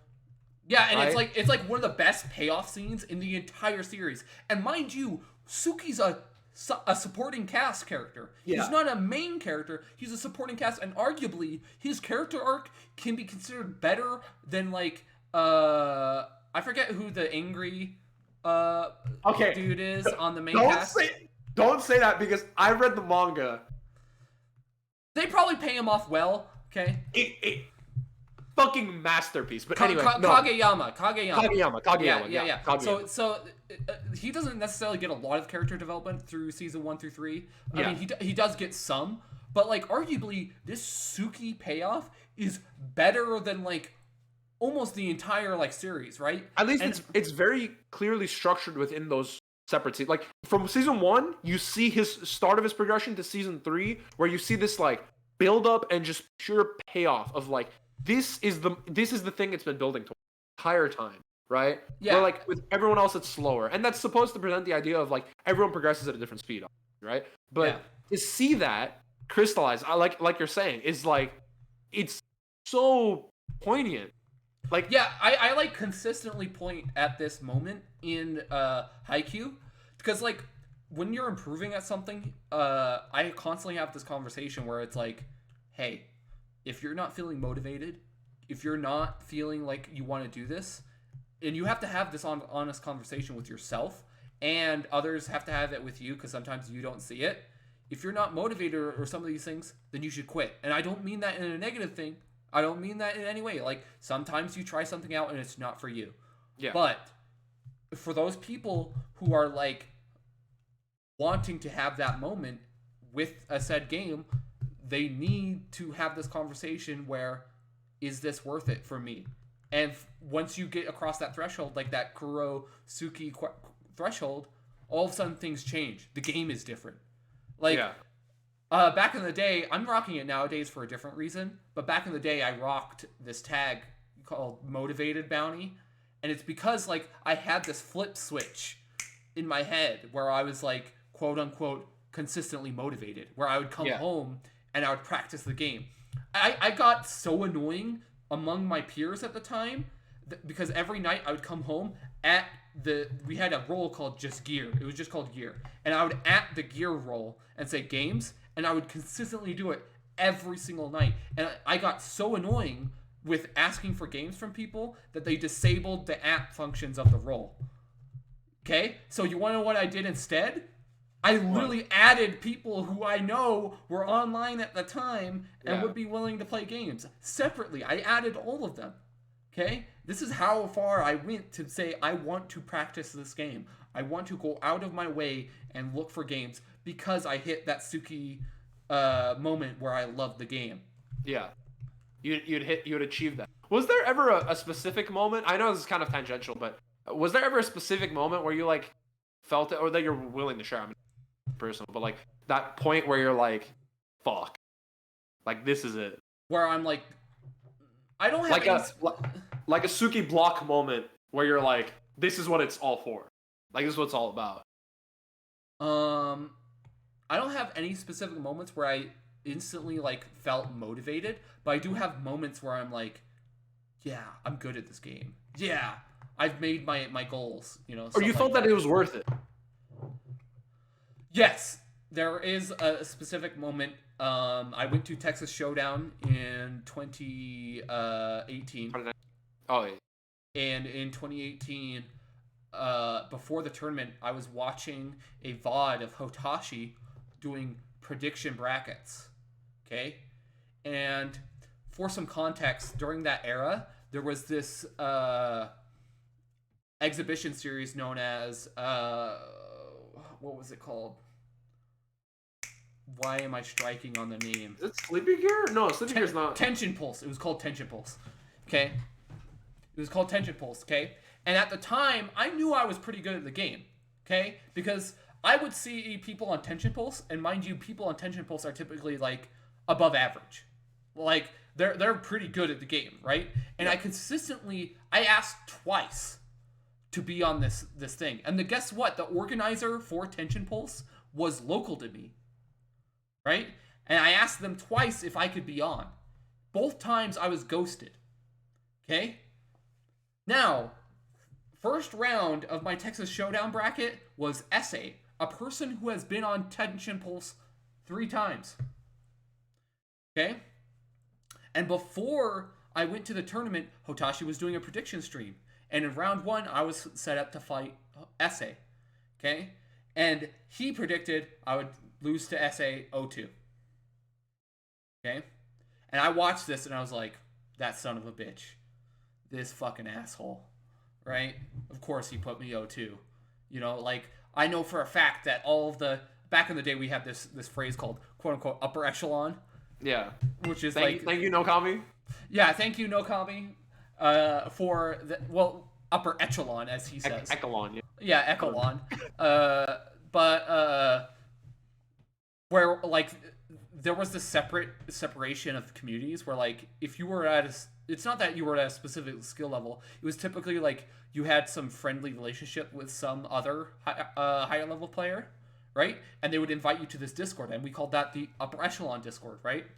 So it was just atypical for Hotashi to treat me this way because I wasn't quote unquote upper echelon, right? Yeah. So going into the bracket, I remember the night before at Texas Showdown where I was awake all night. I don't want to say I was awake all night. It was definitely like one of those nights where I would like fall asleep for an hour, wake up. Fall asleep for an hour, wake up. But consistently, I remember my mind racing. It was like, I have to play essay tomorrow. I have to play essay tomorrow. I have to play essay tomorrow. I have to play essay tomorrow. Right? And mind you, the bracket starts at 10 a.m. Right? Because it's a big tournament. You have to be early so then they can run other brackets. And I woke up. I went downstairs. I got ready for the tournament. And we played.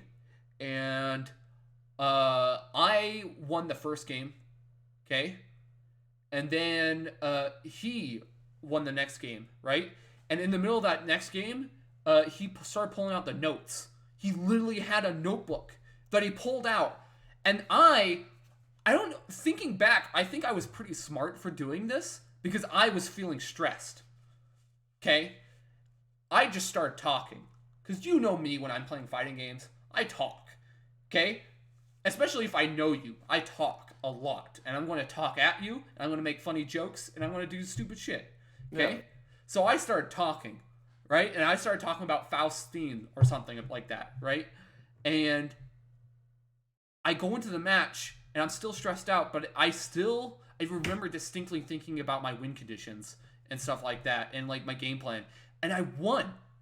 And I literally screamed out of my chair. And I yelled, "Fuck yes!"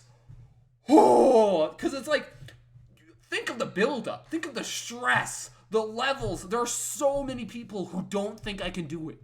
There are so many people. And I literally saw it. Hotashi literally said 0-2.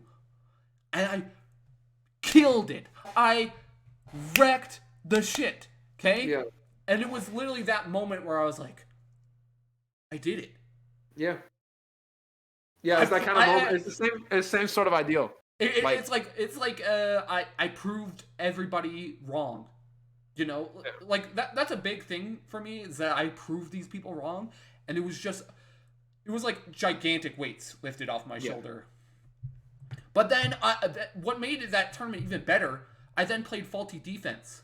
Okay, and mind you, Faulty Defense has been one of the best players for Exerd. One of the best. Okay? Demolish him. I was like, thank you, next. Okay? Yeah. And I get him off my screen. Okay? And then I play against a local Slayer player. Demolish him. He didn't see 2D. He doesn't understand how active that button is. Demolish him too. Okay? And then I played against Teresa Jam, the world champion for Guilty Gear Exerd. Okay? The world champion. I did lose.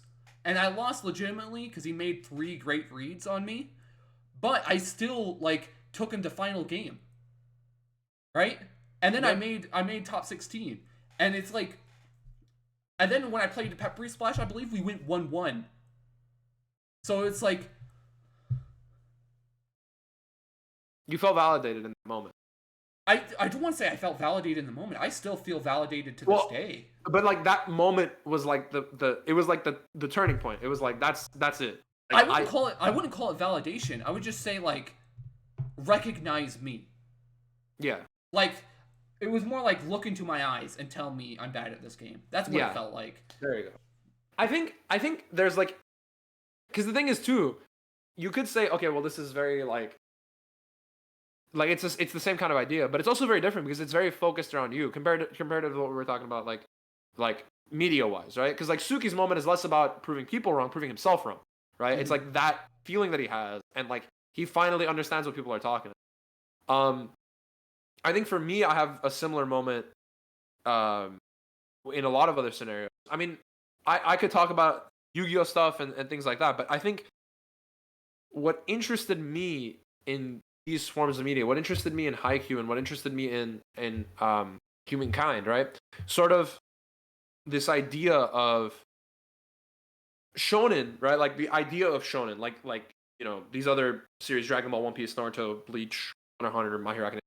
They're about these people who, given set of circumstances usually unfavorable, push past it and improve themselves, right? Despite everything else, right? Even if they're prodigy, right? Even if they're like, oh my god, I'm the coolest whatever the fuck in the history of whatever the fuck, I still can get better. There's still more. One thing that I really appreciate about March Comes In like with a lion is that consistently throughout the series, mind you, I only saw like 10, 12 episodes, I believe, and one thing that I still appreciated, even though I dropped this series because I think they introduced their main conflict too late, but I still really liked because there's a consistent theme throughout the show where he's playing players of all ages. Like, even in his flashbacks, he's representing young people who are competing, right? And I think that's a really interesting concept because it really goes back to this idea of competition can be representative of self-improvement, and self-improvement is like a lifelong skill. And I think that's like a big theme of March Comes In Like a Lion, because like they consistently show these players who are like 70, 40 years old, 27, 10 years old, 13. And I think that's like honestly like one of the best lessons you can learn from that show. Yeah. That's a beautiful lesson. I also think it does a very good job of showing whole. Do you care about spoilers? Not very much. Okay. I'll be a little bit good about it. I think it's for season 2 of that show. Like near midway through season 2, where you meet this character who is almost like godlike in the way that he is treated. He's like the best player in this league, like in the shogi league. He is far and away like the most incredible player, right? When he walks, he has this like element of just like utter like I am just it's like if Zamasu it's like the JoJo's menacing thing. No, right? no. It's the exact opposite of it. It's like watching like an elegant like dancer just walk, like do something incredible, but he's just walking. He's just walking and he sits down, right? And the way all of the slight things that he does, the way he like looks at the board it gives off this aura of like peace. It's like inner, like he's just calm. It's not even something that's like represented in the show. They don't really talk about it. It's just something that like is conveyed by the smallest thing.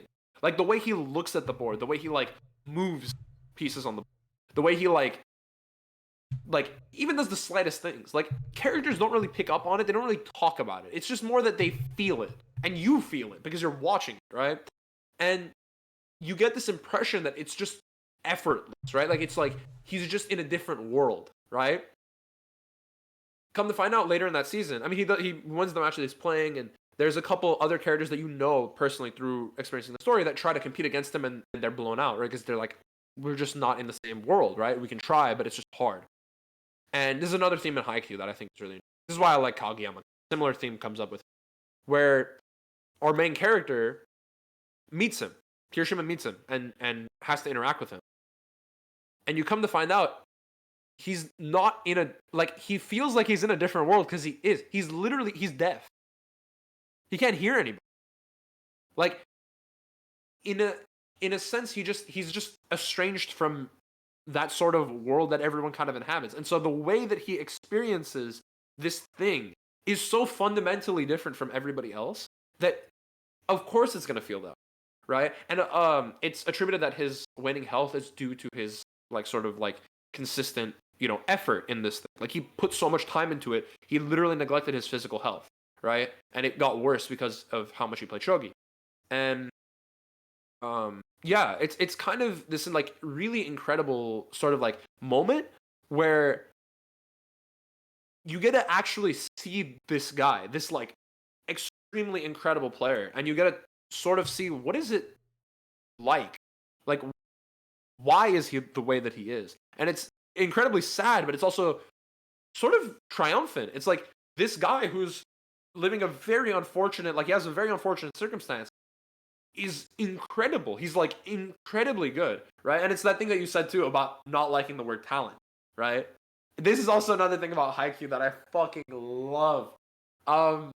There's a moment, and I know you know the moment because we brought it up before. You know, with Oikawa, when he goes to the coach, he's talking to him, and he tells him, you might not. Oikawa has this whole complex where he feels inferior to Kageyama because he's like, I am not naturally talented. I don't have these ungodly abilities like these younger kids do or like these other people do. What am I supposed to do amongst gods? There's nothing I can do. And that guy tells him, even if you are born the worst player in the world, even if you are just a normal man, there is still so much left for you to do. You cannot pretend like there is nothing left, right? And in that moment, you don't know who that guy is, right? But Oikawa loses that match, right? He beats the main characters before in the previous season, and then the characters come back and they beat Oikawa, and that's when you kind of see that moment, and you're like, and it breaks him. He's just, but not in the same way that he was before. He's just very introspective, and he's very like, I lost, but what am I to do, right? And his teammates kind of encourage him. They tell him, like, keep moving, right? Like, we have to keep moving. There's nothing we can do, right? The ending of the series, and I don't want to spoil it for you. Don't spoil it. I swear to God, if you spoil this, I'm not gonna say anything. We're done podcasting. I'm not gonna tell you anything, but you have to fucking read Hike. Please. But the sort of payoff that we were talking about with Suki, right, where we were kind of exploring this avenue of, like, motivation.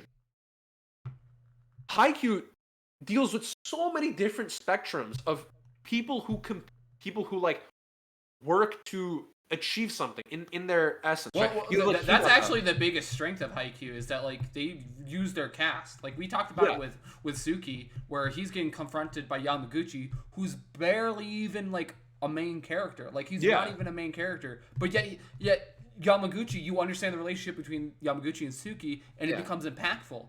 Like, even Kuro, who by season 2 is barely even a character, is still creating impactful moments. Like, it's the biggest win for that series, is how it uses its characters. Hinata is this character who you would think of as, like, a very stereotypical shonen protagonist. Down on his luck, like, he's literally too short. Like, there's nothing he can physically do about that. But pushes past, right? And that's one avenue they explore. A very common competitive mindset of, like, I don't have X thing. I'm, depleted of something that other people have, but I'm not going to use that as an excuse. I'm going to push past, right? And then you see Suki's arc of, like, oh, personally, I don't have the motivation. What is the point of this? And you fulfill that arc, right? And you keep it going and then keep it going. And there's so many other characters, and all of the characters that are still in the series get even more developed. And you see it until it hits the end, and you're just like, this is the greatest competitive story ever written. It's literally textbook everything. You don't have to play volleyball to understand it. You could do anything. You could cook. You could do marathons. You could play Guilty Gear. You could, whatever you do. It is, like, so poignant It is so poignant. And I think that's why those stories touch me in a way that's so personal. With Humankind, now getting back to like the reason I came up with all this is that manga Humankind about these kids who sort of like find their niche in this world, because they're both kind of people who are not necessarily outcast, but they're people who sort of have their role in society, right? And they feel very set in that. Not necessarily that they're happy in that role, but they are kind of stuck there, right? And but they want to be there. Like they express, that's what they express. That's who they want to be, right? Because that's what kind of society tells them to be, and they feel as though it's comfortable to them, right? And the main character I feel a lot of empathy with in middle school, very similar thing. And they find this outlet in like this local card gaming, like these local people that just play MTG, right? And it's a form of expression that is like, it's almost beyond words. It's like a way of them expressing who they are as people without having sort of an expectation put on them. It's who they want to be, and they can be happy doing what they want to do without having anyone tear down their. It's their lives, and then there's a romance that builds around it that's so like genuine and so poignant and so like just wonderful. It's beyond anything I've ever really experienced in anime or manga. There's a lot of very weird, like, you know, fetishization in, you know, Japanese media in terms of romance and stuff. And there's also a lot of just like icky sort of problems that just don't really work. And from a writing standpoint, sometimes it just fails, right? But in this case, it's so touching and so powerful in a way that's like so interesting, on top of the fact that it deals with these competitive sort of aspects of people's life and how do they sort of mingle like who they are as a person with how they want to be down the line, right? And it talks about people's futures a lot. The idea of the manga is your future. How do you come to terms with it, and then how do you become better? How do you build on top of your, right? And that can be through haiku, like what we're talking about, building our future and getting stronger and feeling motivation and trying to do things and trying to be good because it's worth it. And it's also like, who do we surround ourselves with? Who do we want to like express ourselves? Regardless, I mean, I've been speaking of surrounding yourself with some people, I want to talk about a competitive media of the same genre, of one that I dislike. And I know a lot of people, if you're in chat right now or if you're on YouTube, you're probably going to hate this opinion. I dislike Ping Pong the animation. Okay? I really dislike that anime, okay? Because it starts off with a strong thesis of having two friends create interesting conflict through the game. Because I think that's like a consistent through point of like lots of competitions. But the issue is that they establish this idea of talent early on. Yeah. Right? They establish it very well. They thoroughly express it because there's one that works hard, clearly, and there's one that has talent, clearly. And like consistently, the one who works hard, consistently throughout the series, he's in scenes where he's practicing or he's playing against someone, right? He's just constantly practicing and doing these things, right? And then there's scenes with the talented one where he's constantly having philosophical dialogue with his coach, right? Yeah. And that's a consistent through point throughout the entire series. And then at the end of the series, when it comes to the climax, and I hope you are okay with Ping Pong spoilers. I'm sure you've seen it already. I've never seen it. Okay, but it's a very beautiful anime to watch, like very beautifully done. It has a very unique art style, but unfortunately at the very end, they represent that the talented kid wins, which I have major issues with because it represents that talent, because it was clear that they were going with the thesis statement of talent trumps hard work, which I think is a fallacy. Yeah. Because yeah, go ahead.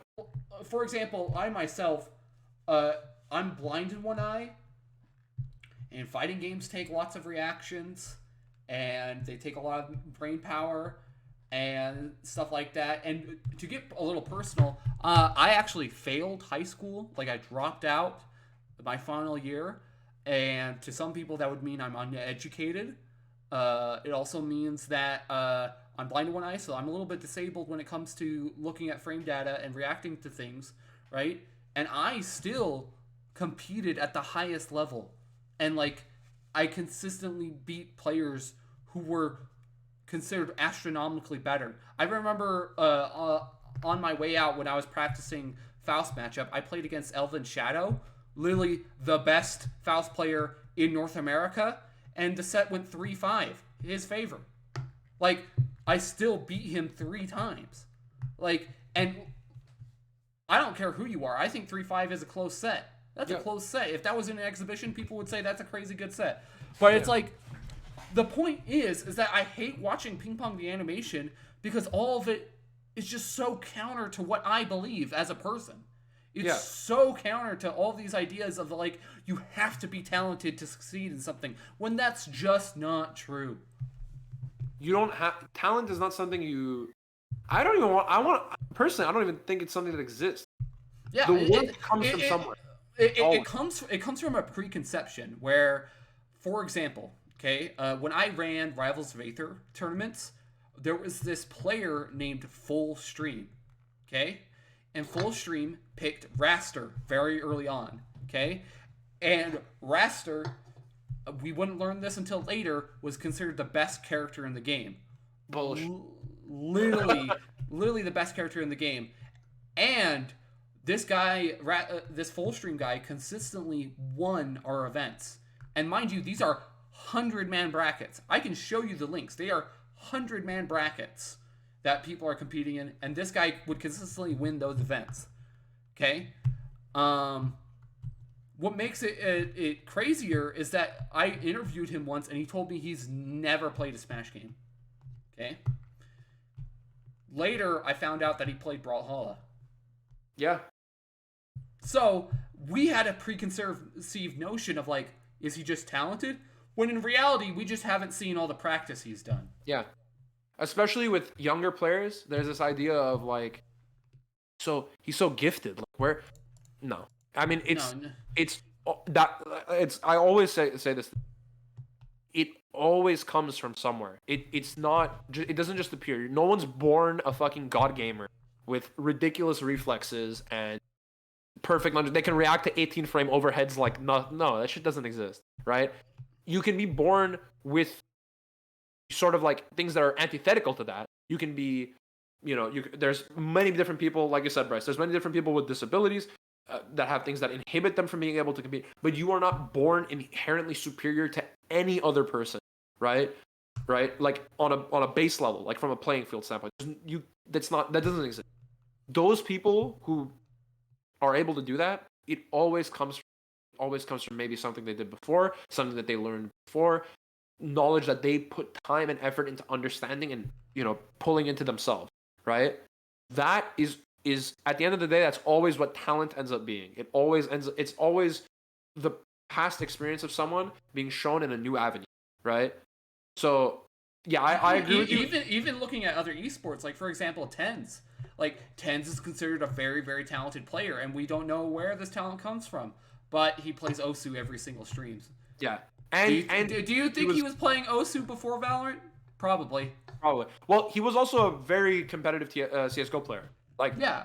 And I'm sure before CSGO, he was still playing Osu. Because Osu is like a super old game. Yeah, Osu is a fucking... Yeah, it's an ancient-ass game. So it's like... Osu was around before I was born, probably. So it's like... He was probably technically practicing first-person shooters for a very long time. Yeah. So. I mean, he has the skill set from something, right? That's the point. I can understand how you would feel discontent with ping pong. I've never seen it. I'm interested in seeing it, though, now that you mentioned that. It's a very short anime, so if you have, like, an afternoon to throw away... Oh, really? Mm-hmm. I think it's only 8 episodes. Oh, for real? Oh, yeah. Then, yeah, I might check it out then. But, yeah, I think I should try to sum this up because I could talk about Haikyuu and humanity. I feel like we've said a lot. Like we've said a lot. I have a lot to talk about on this topic. Yeah, I think. Oh, wait, what's up? I have a lot to talk about on this topic, and I was just reiterating that like we've said a lot. So yeah, we've said a lot for this. I think this will come up in like minor ways down the line too, because this is something that I think both of us can talk about for a while. But we should move on to a different competitive avenue. A fun, well, not necessarily competitive, but it is fun. It is fun. You're right. Yeah, it's not something you're necessarily competing with someone, but it is a fun pastime related to video games that may or may not relate to some negative emotion. Now, I have no fucking idea what this is about. Bryce, you take it away. Oh, okay. So, just so people know, for the past, I recently got back into my MMO grind because I love MMOs. It's literally my I love MMOs more than I love fighting games, but like fighting games is like a thing that like I do because I like the culture around it, but MMOs is just like a thing that I like because I like the gameplay, right? It's Palatine. Yeah, exactly. So it's like so I recently started doing raiding in WoW, and my guild started clearing normal. Okay, and last week when I was missing because I had to meet my CEO and my COO and my COS, basically all the head honchos of the people that give me money, right? I had to go into work, and I literally didn't have a day off last week, so I had to tell my raid leader, hey, I'm not going to be there next week. Okay, so now mind you, in WoW raiding, there are 3 tiers of difficulty. Well, technically there's 4, but I'm not even going to mention the 4th one because it's that easy. Okay? There's normal, heroic, and mythic. Okay? So to put things into perspective, 90% of the player base will clear normal. 10% of the player base will clear heroic. 1% of the player base will clear mythic. Holy. Okay? So, now, crazy. in a raid, there are always 2 tanks. Yeah. Never any different. Always 2 tanks, okay? And I am a tank player, and I have a co-tank, and his name was... Actually, I'm not going to mention his name, because I'm going to slander him in this podcast. But basically, even though I've slandered multiple people, shouts to Hotashi, fuck you. Let's fucking go. Anyway, go. Yeah. But basically, so this guy, our first raid went okay. I had some communications issues with him because for people that don't know, tanks have to constantly communicate to each other while they're doing their thing in raid. Yeah. So typically in a raid, you'll have the 2 tanks be talking and then a raid leader who will do call-outs, right? Yeah. So I had some issues with him because he wouldn't speak up whenever he needed me to taunt something. So I had issues getting taunts on time, right? Yeah. So that went bad, and then I missed this past week, right? And this past week they pugged a extra tank, which basically means they just asked for on publicly, like, hey, does anybody want to come tank for us? Yeah. Right. And so that's what they did the past week, and what's it called? At the end of the night, the root, the co-tank basically was like, hey, we should try doing heroic. Now, mind you, for context, my guild hasn't cleared all of normal yet. We literally haven't seen all the bosses. And remember, only 10% of the player base will clear heroic. Yeah. Okay? So this is like going from basically me beating up like Joe Schmo on the internet, like in a fighting game, to like beating like a mid-level player who's like pretty good. It's like me going from like just starting at the game to beating up like Brendan. Yeah, like right. Not a like this is not a the greatest victory of all time, but like you're beating someone who like knows what the fuck he's. Yeah, he actually like it's somebody who actually knows what he's talking about and actually plays the game, right? Yeah. So it's like, and mind you, in our normal clears, I did most of the mechanics pretty well.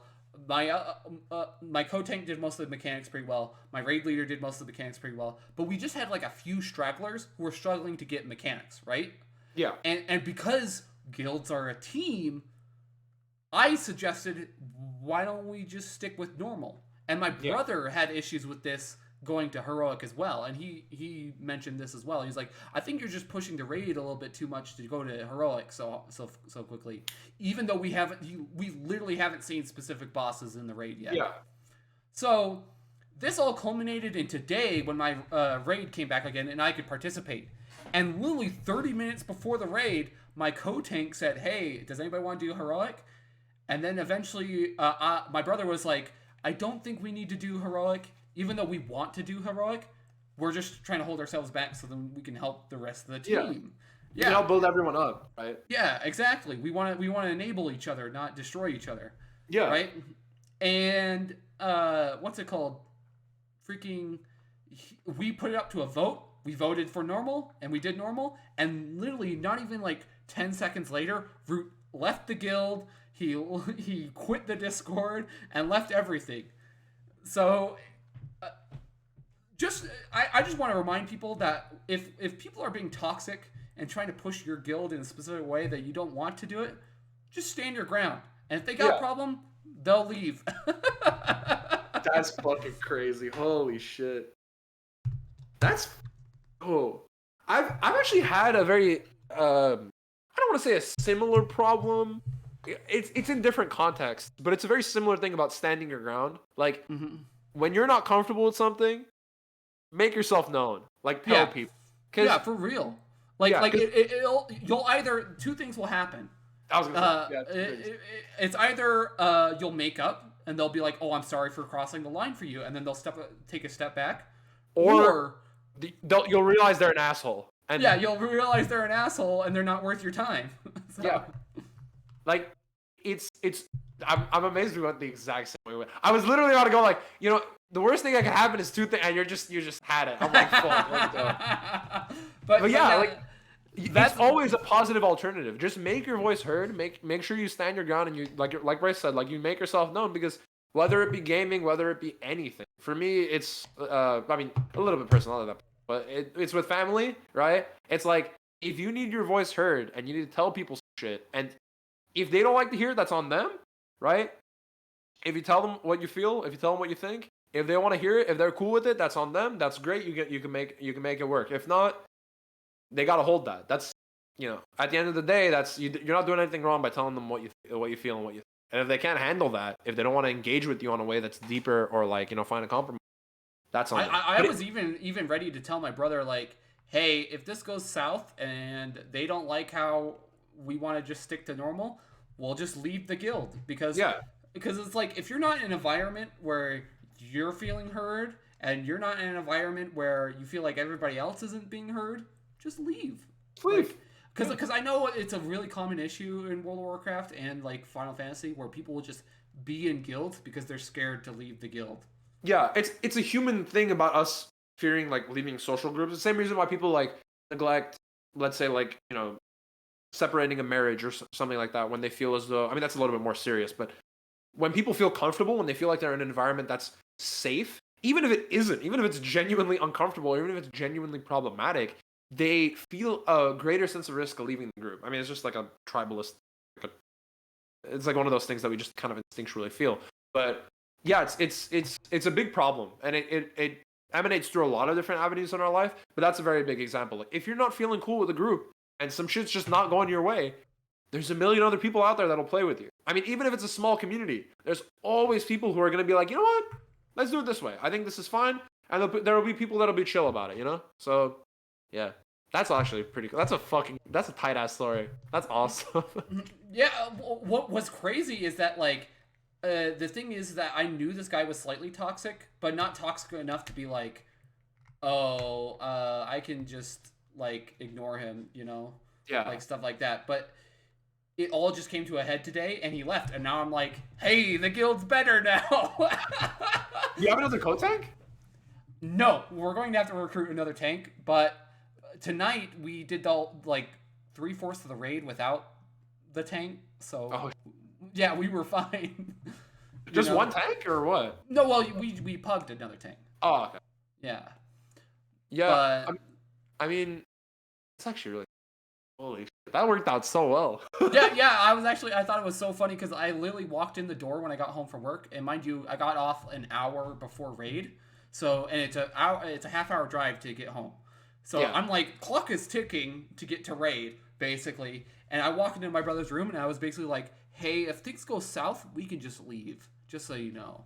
And I was just ready to just like take the L and just hang out and chill out, right? Yeah. And luckily things worked out where like he was just not okay with not doing heroic, which was very selfish because it was honestly, he was just like, he was being like a bloodhound who was like, I just want loot. Give me my higher item level. When in reality, this is the final patch of the expansion, and patch cycles are typically 6 months, okay? Yeah. And this patch dropped last month. So you got like 5 months. You can. Yeah, and that's what we said. Like, We got 5 months, dog. Let's just clear the content. Let's just take let's just do everything. Pace. Yeah. And like, if he wanted higher item level, he could just do more Mythic Plus. So it's like it was on him.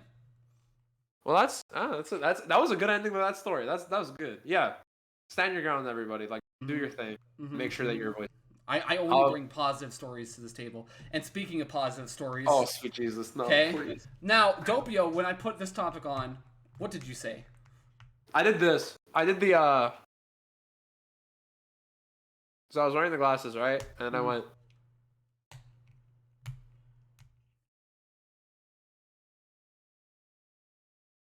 Okay, now the topic that we're talking about is now Lego Star Wars is a fighting game.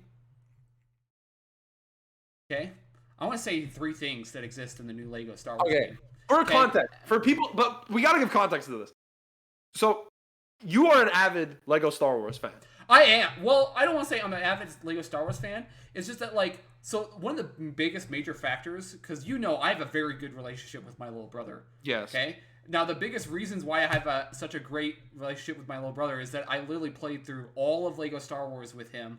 I played through all of Digimon World 4 with him, and I played through, like, there are so many co-op games that we just played through together. Yeah. Right? So, and that's the biggest reason why I have such a good relationship with him. But, so recently, a new Lego Star Wars game came out, okay? And the Skywalker Saga came out literally yesterday, okay? And mind you, in this game, they've reworked the melee combat and they've reworked the ranged combat, okay? And I'm going to tell you 3 things that the melee combat has, and you're going to tell me that it is a fighting game. Talk to me. And I also, for context, I love Lego Star Wars. Grew up on that. That was my childhood. So, okay. First thing, special cancels. Second thing, jump cancels. And this is the third thing that I told you before the podcast that I know was going to get you. It has OTGs.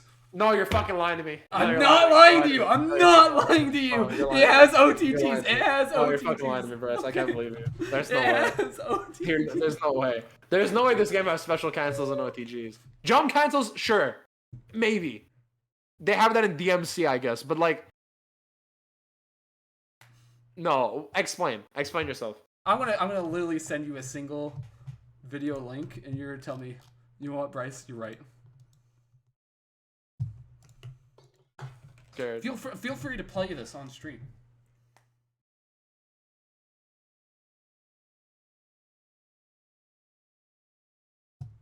Okay, let me open. Hold on. Let me see if the stream will let me do it. Okay, this is kind of working. It's kind of jank, but I think people can see. So you can use Qui-Gon's dive kick the opposite angle to have reverse magnetism and kick forward while bringing enemies towards you, and side switch by what?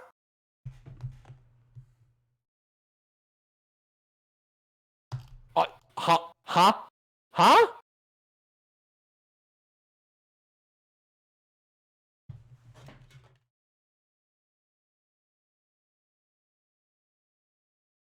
I want to send you another link, by the way.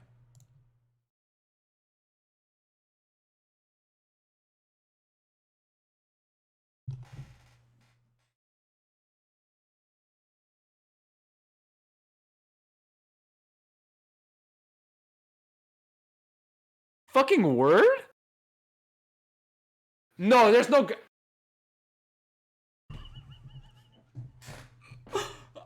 Was I lying? Was I lying about this video game?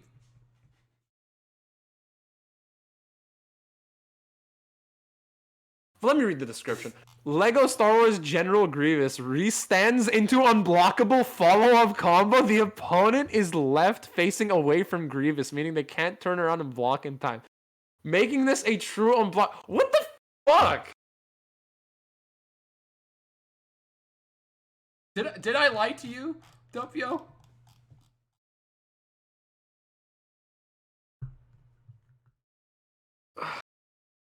How much is this game on Steam? $50.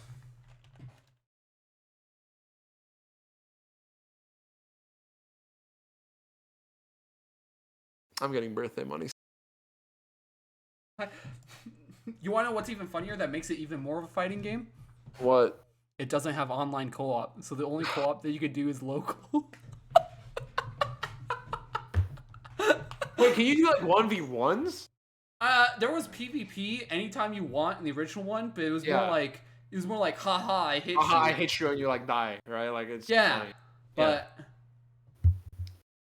Bro, no. What the fuck? What did I just watch? I literally just watched the Skullgirls combo, but it was General Grievous. hey, you got that parsec ready? Wait, how much HP do these characters have? I think it depends. I think regular characters have like 10 HP health, like 10 hits of health. But like, what's the need for all these long ass combos? Just fun? I thought it was like actually like an action. Like it looks like a character action game. That's been the most common thread of like people saying that like the new Lego Star Wars game is just DMC, but Yeah. I'm just saying, man. You pop in another controller, you both pick like your favorite Jedi. Yo, what's the tech? Okay, let me see your fucking Kylo Ren tech. See me on Mustafa. Okay. yeah. See me on fucking Mustafar, kid. Duel of the Fates, bitch. We call that emo. Dude, I'm actually losing my shit. This looks incredible. This made my day like 7 times better. Just by existing. This is incredible. I did not know this was real. I can't believe you haven't seen. Have you not been on Twitter like the past 2 No, days? dude, I have not seen this shit. I thought the game was like a remake. No, it's like I've actually been following this game for a long time because they've delayed it for a long time, for like 2 years now. Like this game was originally supposed to come out in 2020. Like they had release dates in 2020. So like for it to come out now is like I'm happy that it's finally coming out, but it like now I'm like You're gonna have to live some shit. Have you bought it, or are you gonna play it soon? No, I'm waiting to get paid. So I was honestly like, I don't like. I love Lego Star Wars, but I thought it was like the same game, and I'm like, like, do I want to buy this now? I'm just. What's even funnier is that it's cheaper than a regular Friday game. Yeah. Because it's $50, and guess how many characters you got to lab? Like 60. 400. Okay, but Gonk Droid isn't gonna be doing this shit, dude. Stop, please. Let me give you, The Rock. No, I wish I could do that eyebrow. Can you do the eyebrow? Nah, that's not. No, I'm sorry. I've seen someone do it in person, and I'm like, what the fuck? They can do it. It's crazy. I can't do the. No, it doesn't work. I can't do one eyebrow. But like, if I see Gonk Droid doing resets, I'm gonna lose my shit. I'm buying the game like free. Like you.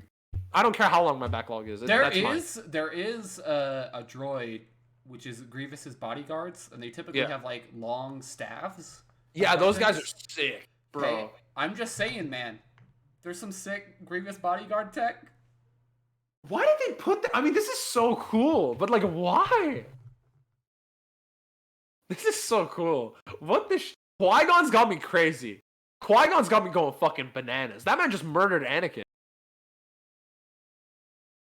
There's another clip that I couldn't find where they show off the OTGs as well.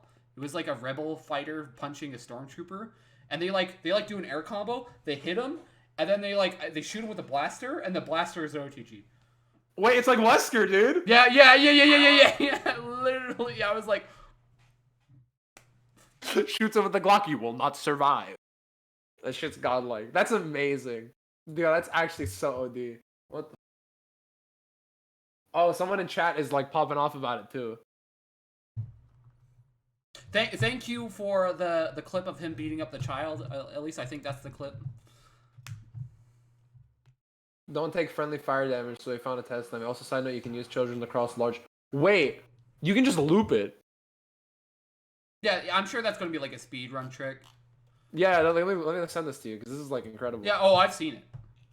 Like most of the Lego Star Wars tech, I'm hoarding, because... For sure. Thank you. Just in case, if I show up to CEO Taku, and the bracket gets finished really quickly, because Arakune is broken, and they put Lego Star Wars on stream.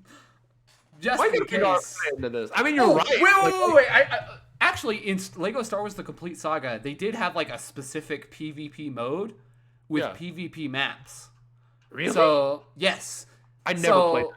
I don't know if they're going to make a return the PvP maps, but I'm just saying, like, Qui-Gon looking double S tier plus. I'm just saying, like, Carl. I'm just saying, like you put so much work into this combat system and it's co-op, bro. You just need to supply the maps. That's all you gotta do, dog. You just need the maps, and like the thing will flourish on its own. Yeah, it's on Steam. Someone might mod it. Oh yeah, that is true. It should be easily moddable. I know Lego games are very easily moddable. Yeah, that is an exciting revelation. If we need to, on the anniversary of this show, we got to run the set. You know, what I'm saying? At the live version. At the live, yeah. Well, it's offline, yeah. Live version, we run the for sure. Yeah. We're gonna catch these fucking. But anyway. No, it's not gonna be hands. It's gonna be minifigs. You're gonna catch these claws. Also, thank you, Mabo, for thank you, Mabo, for the links. I really another friend of mine I talked a lot. Another friend of mine I talked a lot about Haikyuu. He's a big Haikyuu. So, but thank you for the clips. Yeah.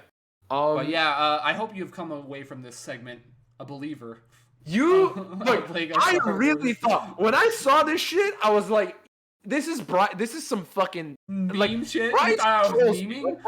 You are like, you are pretty good at the sarcasm, right? You meme me a lot, right? And I'm like, okay, maybe he's just trolling me. I told you before the podcast. You're going to believe me by the end of the segment. I thought it was gonna be something small. I was gonna be like, you've hit. No, I'm not trying to doubt you. You have shown. You've helped me see the light on multiple occasions. Okay, Lord of the Rings. Notwithstanding, that was you fucking you sent full send it there. But like, I didn't believe this. I was like, there's no way, right? It's just not possible. And you just blew my mind. I'm a believer now. I'm a believer. Full send. Like, this shit's just. I'm definitely excited to see like I actually like. Unironically hope that like some really niche community evolves from this and they actually do PvP stuff, because for those that are unaware, I mentioned a game earlier called Gekito Ninja Taisen 4, and I followed that game 6 years ago when nobody was following that game, and I wouldn't participate. I was just like, like the Marvel observers. Yeah I was just observing because I liked watching the game. So Ninja Taisen 4, the GNT 4 takes us back. That's some old GG shit. That's before my time when I played GG. That shit was crazy. All right, moving on. Now I have some kind of serious. Kind of serious. Now the thing is, I have assignments to do in 2 hours. But no, it's okay.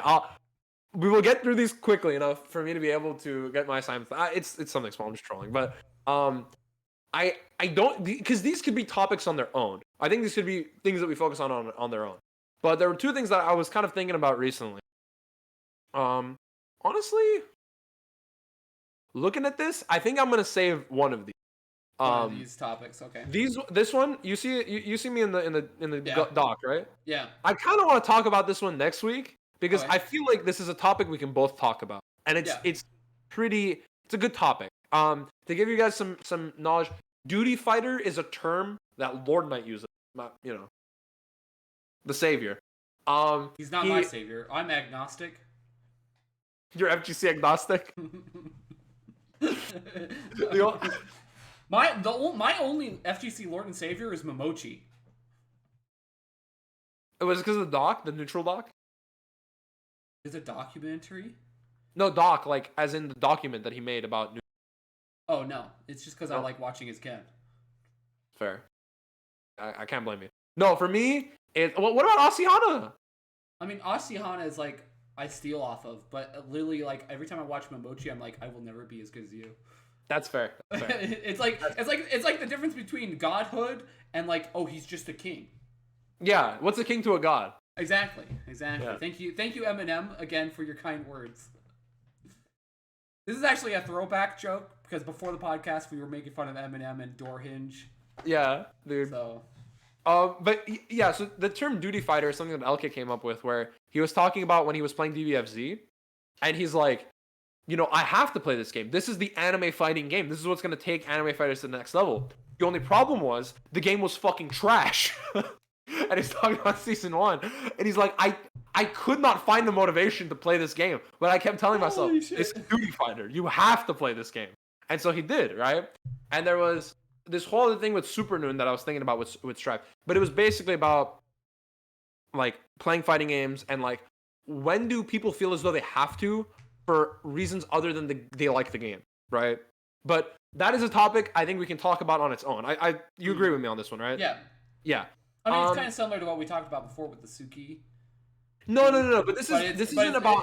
It's like a tangent off of that. That's like a different topic entirely.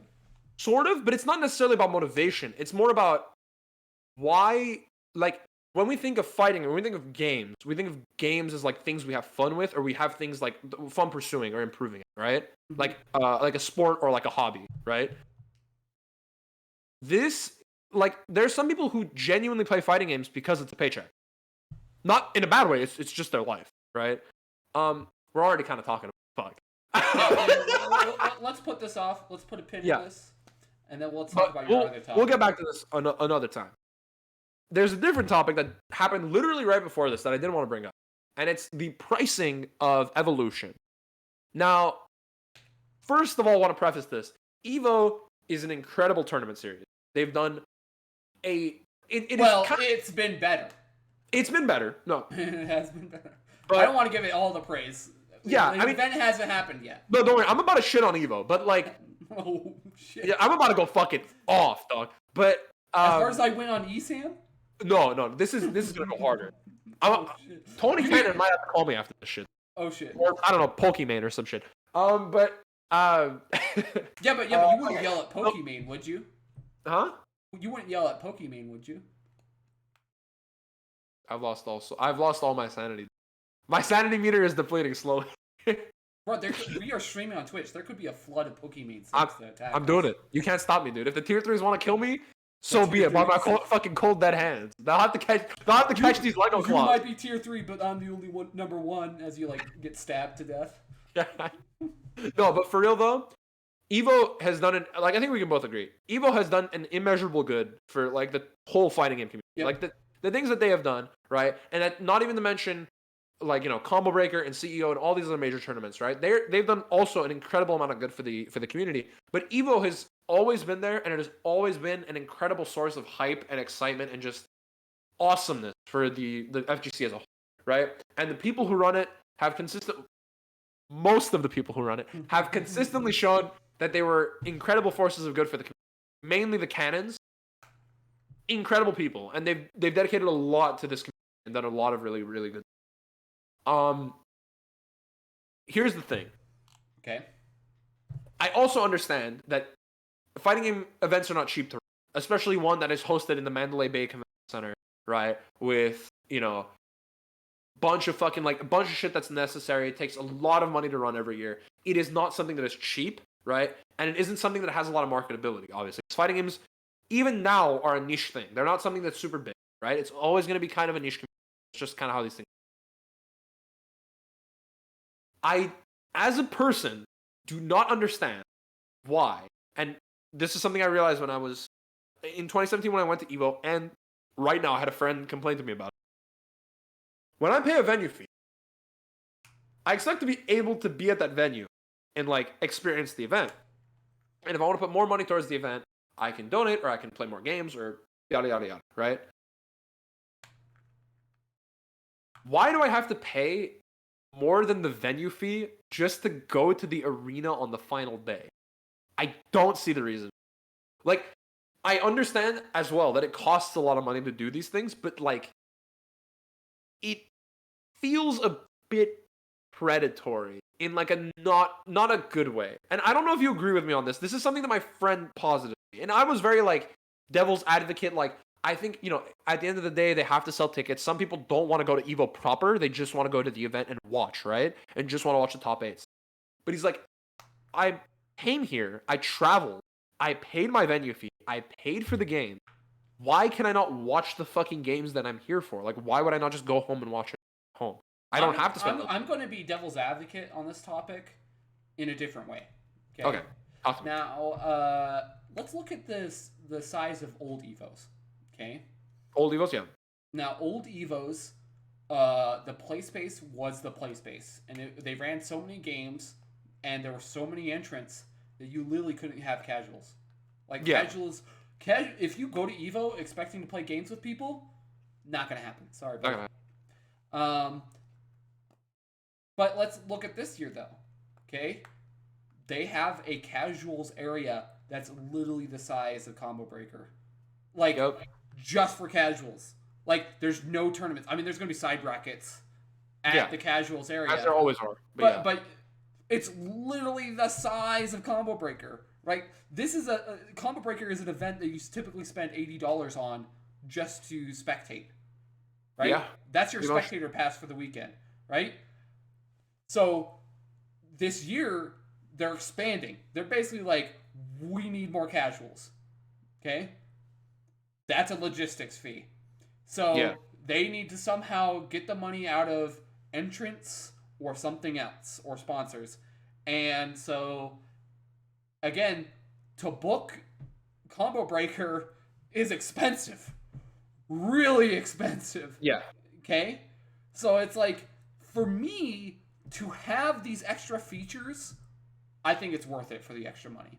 Especially if this is going to be, quote unquote, the flagship tournament for fighting games. Right? Fair. Yeah. So it's like, for me, I feel like this topic is going to be a lot better talked about after the event, right? True.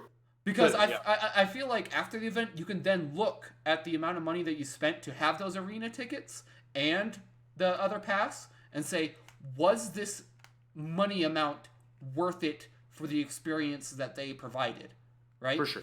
So, but currently it's an unknown. So it's understandable that you're like, I'm a little frustrated about these prices because I haven't experienced anything yet, and typically Evo has been quote unquote a shit show, especially for the past couple of years. Yeah. But so it's totally understandable that you're unreconciled about it. This is like disgruntled. For the record, to just give my position like clearly, I am gonna buy the ticket. Like I'm gonna go. My friend was the one who was very like apprehensive about it and a little bit annoyed, right? But yeah, I will go. I think I can agree with you on that point as well. Like they are putting a lot of money and a lot of time. Especially they are literally giving every single entrant water bottles to refill water. Each of those water bottles are probably going to cost about $5 to $10, right? And the amount of entrants that they're going to get, I'm sure it's going to be probably about 4,000 people. Because I'm sure they're going to get a lot more entrants because of like the size of their casuals area. So there'll be more. Way more. Yeah, it's probably going to be way more than that, right? And those water bottles also cost money. Do you think they just come out of thin air? Like, no, but it's like it's these logistic things that is creating that dollar value, right? And it's honestly, they could have made you pay more. Like, they could have done like a convention type of style where you pay like separate amounts for each day, and typically it's a premium amount for each day. That's kind of what they're doing now. Like for day 1, day 2, it's the same thing, and then day 3 is but yeah. But it's still like you're still sort of getting a bargain because you're getting day 1 and 2 and unlimited 24-hour pass to casuals area. Yeah. Yeah, so it's like I remember when CEO and CEO Taku made their venues 24-hour, and it was like an extra $40 charge on everybody. Yeah. And that's just for their own venue, right? We're talking about 2 separate venue areas. Yeah. It's kind of fucking crazy. Now, I agree with you, though I have a kind of a counter argument that I think is this one kind of I think is like the 2 things. Number 1, I feel like you can make that cost more upfront. I feel like the cost should be better adjusted to like, here's all 3 days, here's one package, right? Like, buy it and you're good to go, and that's it. So it's more upfront. Like the consumer doesn't feel as though they're like inclined to buy so many different things, right? Psychologically, I think that would feel better for a lot more people. And you can still offer an option like, hey, you just want to come first 2 days, compete, there you go, right? Especially for the people who maybe don't care. Like there's like for me, I'm going to play Skullgirls. Let's imagine a universe where I didn't care about any other fighting game, right? Yeah. Why would I pay $100 to go watch Street Fighter 5? Like, I just don't care. It's not something that appeases me. So I wouldn't go. Now, I am someone who does care, so I'm going to pay for that anyway, right? I'm going to go.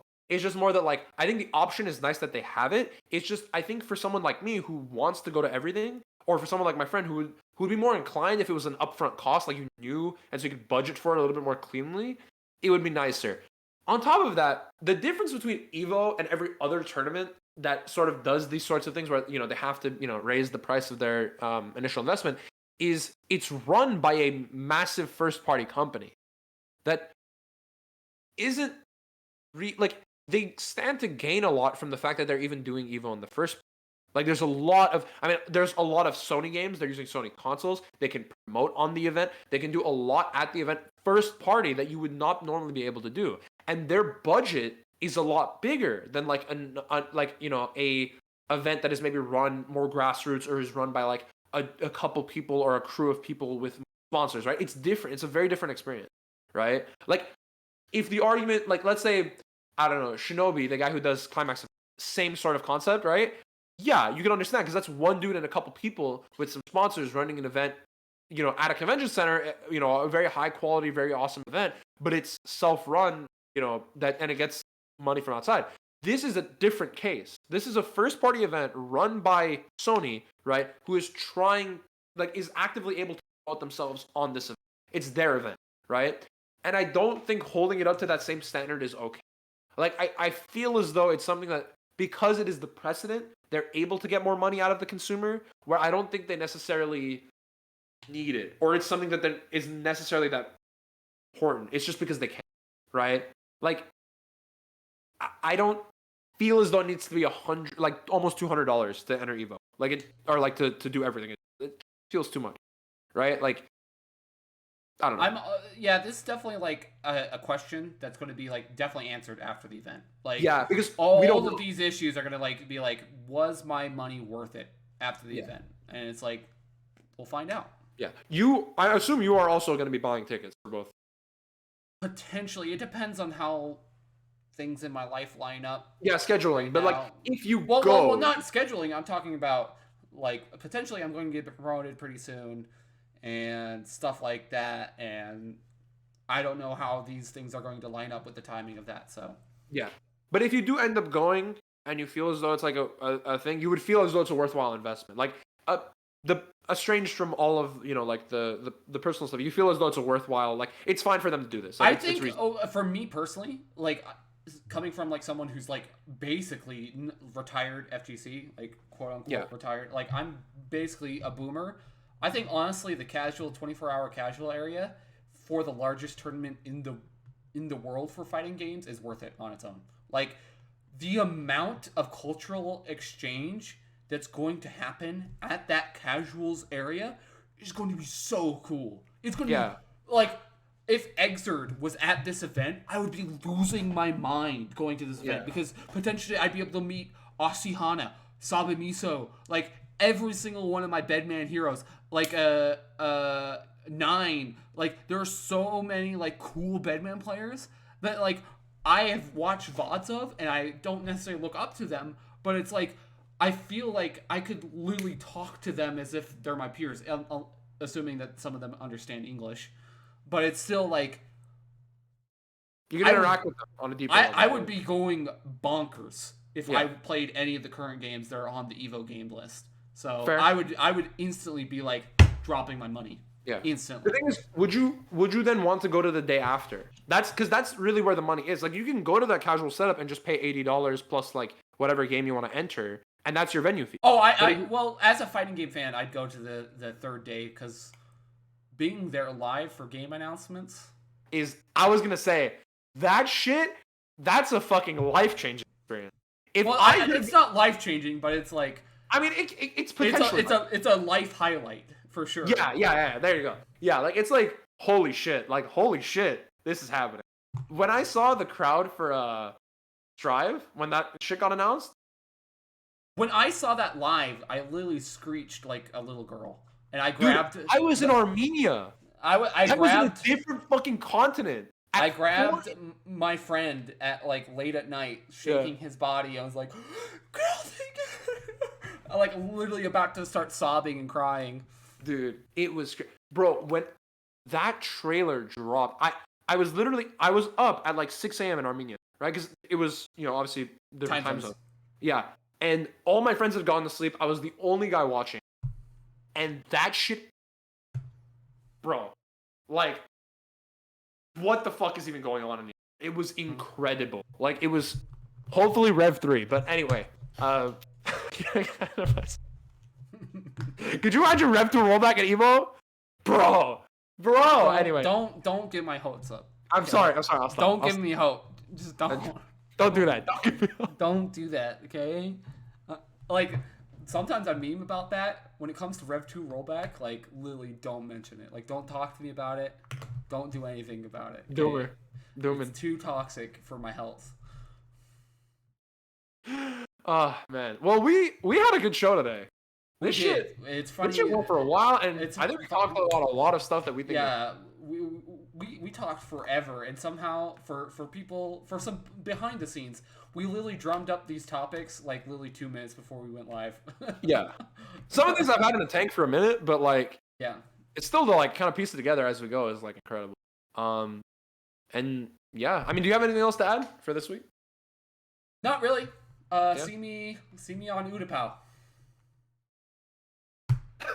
That's all I gotta add. See me on Udapau. Okay, buddy? See me on Udapau inseminating fucking whatever the fuck's name his wife. Oh, yeah. I hate you so much. I'm kidding. Nah, man, this is awesome. As always, guys, I've been Dopio, Daniel, whatever you like to call me. Where can they find you, Dopio? If you're watching this live, you can find me on Twitch, twitch.tv/Dopio_23. Regularly stream Skullgirls, actually every day on Wednesdays, or every week on Wednesdays, and throughout the week. And I do this podcast whenever we generally find time. Usually it's been Wednesday night recently, but it's been Wednesday, Tuesday, somewhere in there. Yeah, just throw me a follow, and you'll see the update whenever we go live. And then YouTube at Sheer Heart Attack and Twitter at Schroederbro23. That's where we update a lot of stuff when we're streaming. So also feel free to go on the socials. Bryce, where can they find you? You can find me on Twitter at BountyXHunted. If you want all of the updates for the podcast, I retweet every single one. And I'm typically the one to upload the podcast to the YouTube, which is Mr. BountyXHunted. What's funny is I haven't uploaded last week's video because I was so busy this week. So I get you. I'm going to upload last week's video, and then probably in a couple days from now I'll upload this one. That's right. So yeah, if you want to follow us, the best way to find out when we're going live with the podcast is to follow us on Twitter. Yeah, follow either me or Bryce on Twitter, because he's going to retweet it. Follow him. Don't follow me. Trust. You don't want to. If you guys love interpretive pictures of Japanese women, then you can follow me. You can follow Bryce. Yeah. But yeah, very interpretive. Yeah. If you like a clean timeline, you can follow me. Yeah, if you like clean timelines, and you follow Dopio. But that's been us this week. Yeah. And on that bombshell, we'll talk to you guys next week. On hentai.